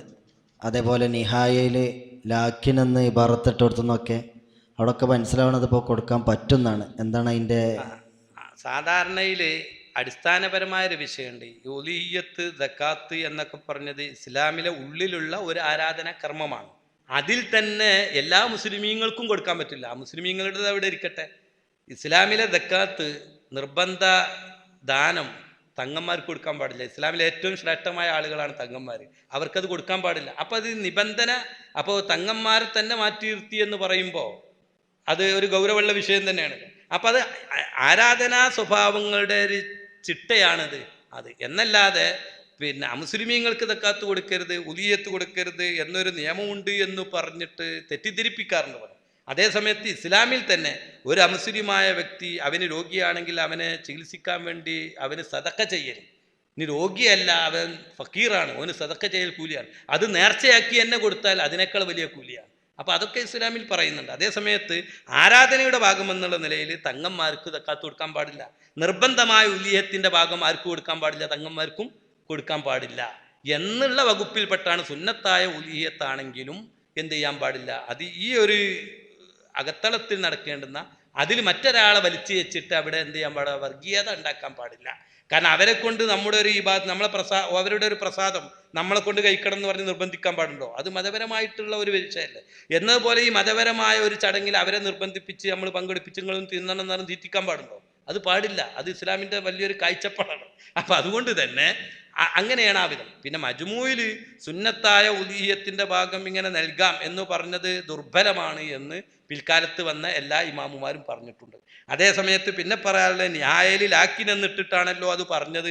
അത് അതിൻ്റെ അടിയിൽ തന്നെ അതിൻ്റെ ആശയത്തു റഷീദിൽ എന്ത് പറയുന്നുണ്ട്, പിന്നെ ആ പറഞ്ഞത് ലഈഫാണ് കമാ യുലമു മിമ്മാ സയത്തി ഷാരി തന്നെ അത് ശേഷം പറയുന്നുണ്ട്. എന്ന് പറഞ്ഞാൽ ന്യായലിൽ റംലി ഇമാം തന്നെ തൊട്ടടുത്തത് പറയുന്നുണ്ട്. ആ പറഞ്ഞ ലാക്കിനിട്ട് മുത്തമതല്ല, അത് ലഈഫാണെന്ന് ആരെന്നെ പറയുന്നുണ്ട്. അപ്പം ആശയത്തു റഷീദിയിൽ അത് ലഈഫാണ്, വഹുവ ലഈഫുൻ കമാ യുലമു മിമ്മാ യത്തി ഫിഷാരി എന്ന് പറഞ്ഞാൽ ആ മിമ്മായത്തി എന്താണ്? ഈ ഇബാർത്ത് ഉദ്ധരിച്ച് ലാക്കിനിട്ട് ഉദ്ധരിച്ച ഉടനെ തന്നെയുള്ള മത്തിനാണ് മൻഹാജിൻ്റെ വലഹു. ഈ ഉലിയത്തർത്താക്ക് അനുവദനീയമാണ് ഇത്ആമുൽ അഗ്നിയായി, സമ്പന്നന്മാരെ ഇത് ഭക്ഷിപ്പിക്കാം. ഉലിയത്തിൻ്റെ വാജിബ് ഭക്ഷിപ്പിക്കാൻ പറ്റൂലല്ലോ. അപ്പൊ സുന്നത്തായത് സമ്പന്നന്മാരെ ഭക്ഷിപ്പിക്കാം എന്ന് പറഞ്ഞോടത്ത് റമീമാം എന്ന് പറഞ്ഞാൽ ഐ അൽ മുസ്ലിമീന, മുസ്ലിമീങ്ങളെ കമാ ഉലിമ മിമ്മാ മറ, മുമ്പ് പറഞ്ഞതിൽ നിന്ന് മനസ്സിലായതുപോലെ തൊട്ടടുത്ത വരിയിൽ തന്നെ ആര് പറയുന്നുണ്ട്? ബഹുമാനപ്പെട്ട റംലി ഇമാമു പറയുന്നുണ്ട്. അപ്പം പിന്നെ റംലി ഇമാമു ലാക്കിനിട്ടാണ് പറഞ്ഞത്, അതുകൊണ്ട് ലാക്കിൻ്റെ അച്ഛൻ മൂത്തമതാണെന്ന് ഏതോ ഒരു സാധു പൊതുതത്വം മനസ്സിലാക്കിയിട്ട് അവിടുത്തെ ഇബാർത്ത് കൂടി നോക്കാതെ ഞാനത് കഴിഞ്ഞ വർഷം ഏതോ ഒരു പത്രത്തിലും അത് എഴുതിയതായിട്ട്, അതുപോലെ തന്നെ വേറെ ഏതോ ഒരു ആള് അത് ലേഖനത്തിലൊക്കെ എഴുതി ഉദ്ധരിച്ചത് കണ്ടു. അതുകൊണ്ട് അത് ശ്രദ്ധിക്കണം, മുത്തഅല്ലിമീങ്ങൾ പണ്ഡിതന്മാർ അത് ശ്രദ്ധിക്കേണ്ടതാണ്. മയ്യത്തിനെ തൊട്ട് ഉദയത്ത് ഇറക്കാൻ പറ്റും വേറൊരാൾക്ക്? മയ്യത്തിനെ തൊട്ട് ഉലിയത്ത് അവൻ വസീയത്ത് ചെയ്തിട്ടുണ്ടെങ്കിൽ അറിവ് നടത്താവുന്ന, ജീവിതകാലത്ത് വസീയത്ത് ചെയ്തിട്ടുണ്ട് എന്നെ തൊട്ട് ഉലിയത്ത് ഇറക്കണം എങ്കിൽ അവനെ തൊട്ട്, എന്നല്ല ജീവിച്ചിരിക്കുന്ന ആള് തന്നെ മറ്റൊരാൾ എന്ത് ചെയ്യാവുന്നതാണ്, ഉലിയത്ത് ഇറക്കുന്ന വിഷയത്തിൽ വക്കാലത്താക്കാവുന്നതിന് അതിനും വിരോധമില്ല. അങ്ങനെ വക്കാലത്താക്കിയിട്ട് അറക്കുമ്പോൾ ഈ വക്കാലത്ത് ഏൽപ്പിക്കപ്പെട്ട വ്യക്തി ഉണ്ടല്ലോ, അറക്കാൻ ഏൽപ്പിക്കപ്പെട്ട മൂപ്പർക്ക് അതിന് ഭക്ഷിക്കാൻ പറ്റുമോ? അങ്ങനെ ഒരു വിഷയം കൂടി ഇങ്ങനെ സോഷ്യൽ മീഡിയകളിലൊക്കെ പലരും പല രൂപത്തിൽ പ്രചരിപ്പിക്കുന്നത് ശ്രദ്ധയിൽപ്പെട്ടിട്ടുണ്ട്. അവിടെ നമ്മൾ മനസ്സിലാക്കേണ്ടുന്ന അടിസ്ഥാനപരമായ കാര്യം, ഈ ഉലുഹിയ്യത്ത് മയ്യത്താണെങ്കിലും ജീവിച്ചിരിക്കുന്ന ആളാണ് എങ്കിലും ഈ രണ്ടുപേരും ഇവനെ പ്രതിനിധിയാക്കിയിരിക്കുകയാണ്. ഉലുഹിയ്യത്ത് അറിവ് നടത്തി വിതരണം ചെയ്യാൻ വേണ്ടി. അങ്ങനെ വക്കാലത്താക്കുമ്പോൾ നിബന്ധനകൾ വേറെ കുറേ ഉണ്ട്. നമ്മൾ നേരത്തെ പറഞ്ഞു, വക്കാലത്ത് അറിവ് നടത്താനുള്ള വക്കാലത്ത്, നിയ്യത്ത് വെക്കാനുള്ള വക്കാലത്ത് എന്ത് ചെയ്യണം, ചുരുങ്ങിയത് അത് രണ്ടിനുള്ള വക്കാലത്തും, ആ അറിവ് നടത്താൻ ഒരാളെയും നിയ്യത്തിന് വേറെ ആളെയും അങ്ങനെയും വക്കാലത്താക്കാം. അതല്ല മുഅയ്യനായ ഒരു മൃഗത്തെ വക്കീലിനെ ഏൽപ്പിക്കുമ്പം ഉടമസ്ഥന് തന്നെ നിയ്യത്തും വെക്കാം, അറിവിനാരി ഏൽപ്പിക്കുക, വേറെ ആളെ ഏൽപ്പിക്കുക. ഇങ്ങനെയൊക്കെ എങ്ങനെയാണെങ്കിലും വക്കാലത്ത് അറിവിനും നിയ്യത്തിനും ഒക്കെ വേണം, അല്ലെങ്കിൽ ഉടമസ്ഥൻ നിയ്യത്ത് വെക്കണം. പിന്നെ ആ അറിവ് ഇങ്ങനെ നടത്തിയുമ്പോൾ വിതരണം ചെയ്യുന്നത് ആ വക്കാലത്തിൽ പെട്ടു എന്നുള്ള തഫ്രീക്കത്തും കൂടി അതിൽ എന്ത് ചെയ്ത്, കാരണം ഒരാളെ ഒരു വിൽപ്പന നടത്താൻ, ഒരു സാധനം വിൽപ്പന നടത്താൻ ഏൽപ്പിച്ചാൽ വിൽപ്പന നടത്തിയതിൻ്റെ കാശ് വാങ്ങാൻ പ്രത്യേകം ഏൽപ്പിക്കേണ്ടതില്ല, അപ്പം ആയിട്ട് എന്ത് ചെയ്യും എന്നതുപോലെ വിതരണവും അതിൽ പെടും എന്നുള്ളതാണ്. അപ്പം ആ നിലയ്ക്ക് വിതരണവും അതിൽ പെട്ടു. അപ്പം അത് വിതരണം ചെയ്യാൻ ഏൽപ്പിച്ച് വസിയത്ത് ചെയ്ത് മരിച്ച് മയ്യത്ത് ആയി പോയിട്ടുണ്ട്. ഇനി അത് വിതരണം ചെയ്യാൻ ഏൽപ്പിച്ചത് കൊണ്ട് ഇവൻ അതിൽ നിന്ന് എടുക്കാൻ പാടില്ല, അത് പൂർണ്ണമായിട്ട് ഇവൻ വിതരണം ചെയ്യണം. അത് പൂർണ്ണമായി വിതരണം ചെയ്യൽ നിർബന്ധമായി. അതുകൊണ്ട് തന്നെ അത് ആ അറിവ് നടത്തിയ വ്യക്തിക്കോ സമ്പന്നന്മാർക്കോ ഒന്നും അതിൽ നിന്ന് എടുക്കാൻ പാടില്ല, പൂർണ്ണമായിട്ട് അതെന്ത് ചെയ്യണം, ധർമ്മം ചെയ്യണം. മയ്യത്തിൽ നിന്ന് ഇനി ഇതിന് വാങ്ങാൻ എന്തില്ല, അവസരമില്ലല്ലോ എന്നാണ് അതിന് പണ്ഡിതന്മാരൊക്കെ പറഞ്ഞിരിക്കുന്നത്. അപ്പൊ മയ്യത്തിൽ നിന്ന് ഇതിന് വാങ്ങാൻ അവസരമില്ലല്ലോ എന്നതിൽ നിന്ന് ഒരു ധ്വനി എന്താണ്, ജീവിച്ചിരിക്കുന്ന ആളാണ് വക്കാലത്താക്കിയത് എങ്കിൽ ഈ അറിവ് നടത്തിയവന് അതിൽ നിന്ന് എടുക്കാൻ ജീവിച്ചിരിക്കുന്ന ആളോട് സമ്മതം കിട്ടുമല്ലോ. അങ്ങനെ സമ്മതം കിട്ടിയാൽ ജീവിച്ചിരിക്കുന്ന ആൾ വക്കാലത്താക്കിയതിൽ നിന്ന് അറിവ് നടത്തിയെന്ന് എടുക്കാമെന്ന് കിട്ടില്ലേ എന്നൊരു ധ്വനിയുണ്ടല്ലോ ഈ പറഞ്ഞതിൽ എന്ന് ആശിയത്തുർ റഷീദിയയിൽ ഒരു വിശദീകരണം പറയുന്നു. പക്ഷെ അവിടെ തന്നെ ഉണ്ട് ഈ ഉലിയത്ത് അറിവ് നടത്തിയാൽ അവിടെയൊക്കെ മത്തിലുള്ളത് വലഹു എന്ന് പറഞ്ഞാൽ മുലഹി. ഉലിയത്ത് അറിവ് നടത്തിയവനിക്ക് അനുവദനീയമാണ് അൻ നഫ്സിഹി, സ്വന്തത്തെ തൊട്ട് ഉലിയത്ത് അറിവ് നടത്തിയവന് അൽ അക്ലുമിന്ന, അതിൽ നിന്ന് ഭക്ഷിക്കൽ അനുവദനീയമാണ് എന്നാണ് മത്തിനിലുള്ളത്. അപ്പൊ സ്വന്തത്തിനെ തൊട്ട് അറിവ് നടത്തിയതിൽ നിന്ന് ഭക്ഷിക്കാം എന്ന് പറഞ്ഞതിൽ നിന്ന് വഖറജ ബിഹി, ആ നഫ്സിനെ തൊട്ട് ഉലിയത്ത് നടത്തി എന്ന് പറഞ്ഞത് കൊണ്ട് പുറത്തുപോയി മൻ ലഹ അൻ ഗൈരിഹി, വേറെ ആളെ തൊട്ടാണ് ഉലിയത്ത് അറുത്തതെങ്കിൽ, അത് മയ്യത്താവട്ടെ ജീവിച്ചിരിക്കുന്ന ആളാവട്ടെ, വൈറല്ലേ, വൈറിനെ തൊട്ട് ഉലിയത്ത് നടത്തി അത് പുറത്തുപോയി അത് നിന്നാൻ പറ്റൂല എന്ന് ഈ മത്തിനിൽ നിന്ന് മനസ്സിലായി എന്ന് എല്ലാ ഫുഖാഹുവും ചെയ്തിട്ടുണ്ട്, പറഞ്ഞിട്ടുണ്ട്. അപ്പൊ സ്വന്തത്തെ തൊട്ട് ഉലിയത്ത് നടത്തിയ സുന്നത്തിൽ നിന്നാണ് ഭക്ഷിക്കാൻ പറ്റുകയുള്ളൂ, അല്ലാത്തതിൽ നിന്ന് ഭക്ഷിക്കാൻ പറ്റില്ല എന്ന ഈ മത്തിനിന്റെ ആമായ വിശദീകരണത്തിൽ നിന്ന് മനസ്സിലായി എന്ന് ആശിയത്തുർ റഷീദി എന്തുണ്ട്. അപ്പൊ മയ്യത്തിൽ നിന്ന് സമ്മതം കിട്ടാൻ വഴിയില്ലല്ലോ, അതുകൊണ്ട് മയ്യത്തിനെ തൊട്ടറുത്തത് ഇവൻ ഭക്ഷിക്കാൻ പറ്റില്ല, മൊത്തം വിതരണം ചെയ്യണം എന്ന് പറഞ്ഞതിൽ നിന്ന് ജീവനുള്ള ആളാണ്, ഹയാത്തുള്ള ഒരാളാണ് ഏൽപ്പിച്ചതെങ്കിൽ അവൻ്റെ സമ്മതം കിട്ടുമല്ലോ, ഭക്ഷിക്കാലോ എന്നൊരു ധ്വനിയുണ്ടല്ലോ എന്ന് പറഞ്ഞതിനെ നേരത്തെ പറഞ്ഞ ഇബാറത്ത് കൊണ്ട് ആശിയത്തുർ റഷീദി അവിടെ ചിന്തിക്കേണ്ടതുണ്ട് എന്ന് എന്ത് ചെയ്തിട്ടുണ്ട്, പറഞ്ഞിട്ടുണ്ട്. എന്നു മാത്രമല്ല, അതിപ്പോ ഒരു മസല ഇമാം ഇബ്നു ഹജർ അൽ ഹൈതമി റളിയല്ലാഹു അൻഹു അതിന് വേറൊരു കാരണം കൂടി പറഞ്ഞു. സമ്മതം മാത്രമല്ല, സമ്മതമുണ്ടെങ്കിൽ തന്നെയും എന്നെ ഒരു കാര്യം മറ്റൊരാളെ കൊടുക്കാൻ ഏൽപ്പിച്ചു കഴിഞ്ഞാൽ ഞാൻ അറിവ് നടത്തിയത് വിതരണം ചെയ്യുമ്പോൾ ഞാനാണ് ഇതിനെ ഇക്കുബാദ് കൈവശം കൊടുക്കുന്ന ആൾ. കൈവശം കൊടുക്കുന്ന ആളും കൈവശം വാങ്ങുന്ന ആളും തവല്ലി തൊറഫേന് രണ്ടു ഭാഗവും ഒരാൾ തന്നെ ആകാൻ പാടില്ല എന്ന ഒരു പൊതു നിയമം ഫിഖിലുണ്ട്. അപ്പൊ ഇവിടെ വിതരണം ചെയ്യാൻ വേണ്ടി ഏൽപ്പിച്ച സാധനം ഇവൻ കൊടുക്കുമ്പം ഇവന് തന്നെ കൊടുക്കുക എന്ന് പറയുന്ന കാബിദ് മുക്കുബിദ്, കൈവശം കൊടുക്കുന്നവനും കൈവശം വാങ്ങുന്നവനും ഒരാളാകുക എന്ന് പറയുന്ന ഒരു വൈരുദ്ധ്യം ഇവിടെ വരുന്നുണ്ട്. അതുകൊണ്ട് പാടില്ല എന്ന് ഇബ്നു ഹജർ തങ്ങൾ എന്ത് ചെയ്തിട്ടുണ്ട്. അപ്പൊ മയ്യത്തിൻ്റെതാവട്ടെ ജീവിച്ചിരിക്കുന്നവരുടേതാവട്ടെ വക്കാലത്തേറ്റിട്ട് ആവുമ്പം അവനവൻ എന്ത് ചെയ്യാൻ പാടില്ല, എടുക്കാൻ പാടില്ല എന്നതിൽ നിന്ന് മനസ്സിലാകും. അതേ സമയത്ത് അതുപോലെ തന്നെ അവൻ്റെ ചെറിയ കുട്ടികൾക്കും കൊടുക്കാൻ പറ്റില്ല, കാരണം അതും കബൂൽ ചെയ്യേണ്ട ആൾ ഓനാണ്. ഓൻ്റെ വലിയ കുട്ടികൾക്ക് കൊടുക്കാം, അതുപോലെ അവൻ്റെ ഉപ്പാക്ക് കൊടുക്കാം, അവൻ്റെ സഹോദരന് കൊടുക്കാം, ഓൽക്ക് കിട്ടിയതിന് ഇവന് കൊടുക്കുന്നതിന് വിരോധമില്ല. അപ്പം അങ്ങനെ ഒരു മാർഗം അതിനവിടെയുണ്ട്. ഇനി അതൊന്നും അല്ല, ഇതാണിപ്പോൾ ഇതിൻ്റെ പൊതുമസാല. എന്നാൽ ബഹുമാനപ്പെട്ട സയ്യിദ് ബക്കീർ റളിയല്ലാഹു അൻഹു ഫതുൽ മുഈനിൽ മയ്യത്തിൻ്റേത് ഇങ്ങനെ എന്ത് ചെയ്യൂല, പറ്റൂല. അതേ സമയം കാരണം ഇവിടെ സമ്മതം കിട്ടാനുള്ള വകുപ്പില്ലല്ലോ. അതേ സമയത്ത് ജീവിച്ചിരിക്കുന്ന ആരുടേതാണെങ്കിൽ അവരുടെ സമ്മതം ഉണ്ടെങ്കിൽ പിന്നെ ഈ മനൂബു അന്നു ബിഗൈരി ഇതിനിൽ മനൂബി അന്നുഹു, മനൂബു അന്നുവിൻ്റെ സമ്മതം ഇല്ലാതെ പറ്റൂല, സമ്മതം ഉണ്ടെങ്കിൽ പറ്റും എന്ന് സയ്യിദ് ബക്കരി യാനത്തിൽ എന്ത് ചെയ്തിട്ടുണ്ട്, പറഞ്ഞിട്ടുണ്ട്. അപ്പൊ അതിൽ നിന്ന് ജീവിച്ചിരിക്കുന്ന ആളാണ് വക്കാലത്താക്കിയത് എങ്കിൽ അവൻ്റെ സമ്മതപ്രകാരം ഇവനെ എടുക്കാമെന്ന് അതിൽ നിന്ന് വരുന്നുണ്ടെങ്കിലും നേരത്തെ കാബിദ് മുക്കുബിദ് എന്ന് പറയുന്ന ഒരു സംഗതി ഇവിടെ ഉണ്ടല്ലോ. ഇനി മരിച്ചവരെ തൊട്ട് ഉള്ളത് കൊടുക്കുമ്പം കാബിദ് മുക്കുബിദ് ഒന്നാകുക എന്ന് പറഞ്ഞാൽ ഇവിടെ ഒരു അനിവാര്യമായ സംഗതിയാണല്ലോ.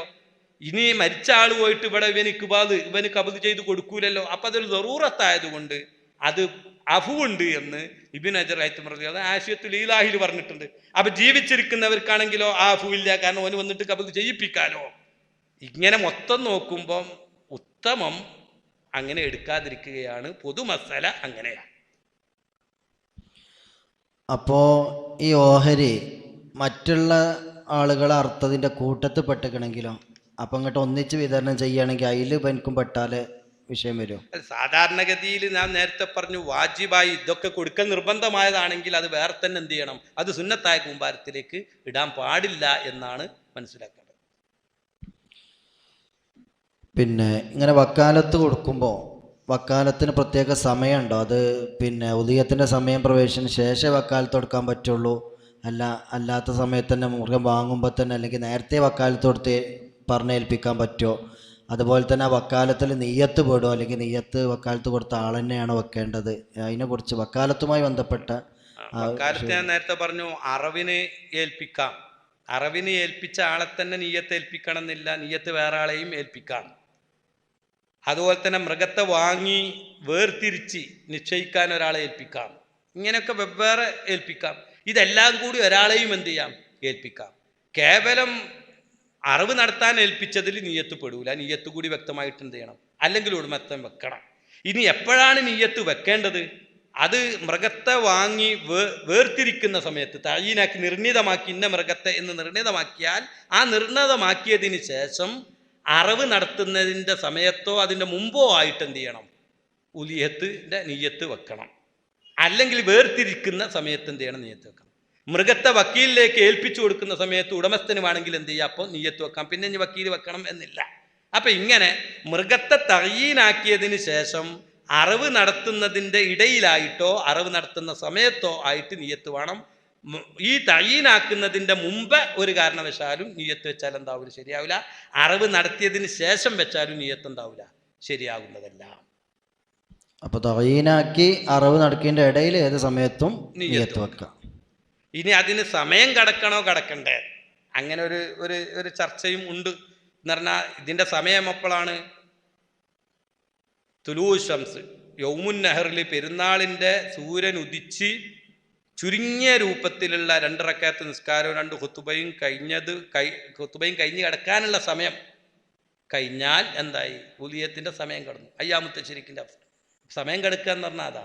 അപ്പോഴേ ഈ ഇതുമായിട്ട് മുബാശറത്തിന് പറ്റുമല്ലോ. അപ്പോൾ വക്കീലും മുവക്കിലും അവരുടെ പൊതു നിയമമാണ്, ഏത് വിഷയത്തിലാണോ വക്കാലത്താക്കുന്നത് ആ വിഷയത്തിൽ ഇവൻ ബന്ധപ്പെടാനുള്ള അവസരവും സിഹത്തും ഉണ്ടാവണം. അങ്ങനത്തെ കാര്യമേ ഏൽപ്പിക്കാവൂ. അതുപോലെ തന്നെ ഈ വക്കാലത്ത് ഏറ്റെടുക്കുന്നവൻ അവന് ഏതൊരു വിഷയത്തിലാണോ ഏറ്റെടുക്കുന്നത് ആ വിഷയത്തിൽ ഓൻ ഇടപെടാൻ എന്ത് ചെയ്യണം, സിഹത്ത് ഉണ്ടാവണം. മുബാശറത്തിന് സിഹത്ത് വേണം എന്നൊരു നിബന്ധന പൊതു നിയമമാണ്.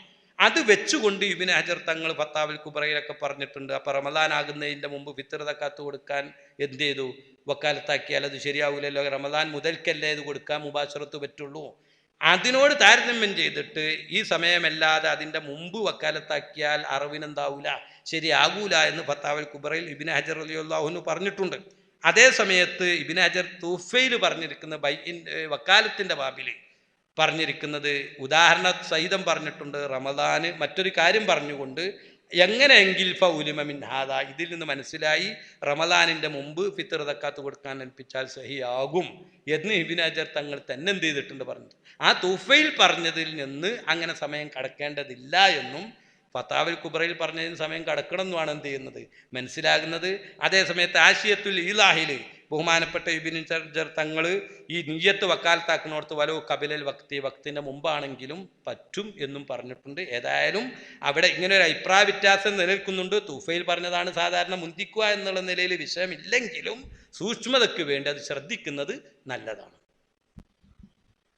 അൽഹംദുലില്ലാ, വളരെ പ്രധാനപ്പെട്ട വിഷയങ്ങൾ പരിശുദ്ധമായ ദുൽഹജ്ജ് മാസവും ഉളുഹിയ്യത്തും അനുബന്ധ കർമ്മങ്ങളുമായി ബന്ധപ്പെട്ട് വിശദീകരിച്ച് ആളുകളൊക്കെ അത് മനസ്സിലാക്കി ജീവിതത്തിൽ പകർത്താൻ അത് ശ്രമിക്കണം. അള്ളാഹു തൗഫീഖ് നൽകട്ടെ.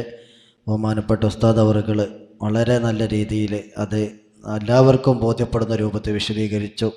ഇൻഷാ അല്ലാഹ് ഇതുപോലത്തെ പ്രധാനപ്പെട്ട വിഷയങ്ങളുമായി ബന്ധപ്പെട്ട അഭിമുഖങ്ങളും ക്ലാസ്സുകളും നമുക്ക് നമ്മുടെ ചാനലിലൂടെ നമ്മുടെ ബദ്രിയയുടെ കീഴിൽ ജനങ്ങളിലേക്ക് എത്തിച്ചു കൊടുക്കണം ഉപകാരപ്രദമായ രൂപത്തിൽ. ഇൻഷാ അല്ലാഹ് അള്ളാഹു നമുക്ക് തൗഫീഖ് നൽകുമാറാവട്ടെ. ഉസ്താദിന് അള്ളാഹു ആഫിയത്തുള്ള ദീർഘായുസ് പ്രദാനം ചെയ്യുമാറാവട്ടെ എന്ന് പ്രത്യേകമായി ദുആ ചെയ്യുകയാണ്.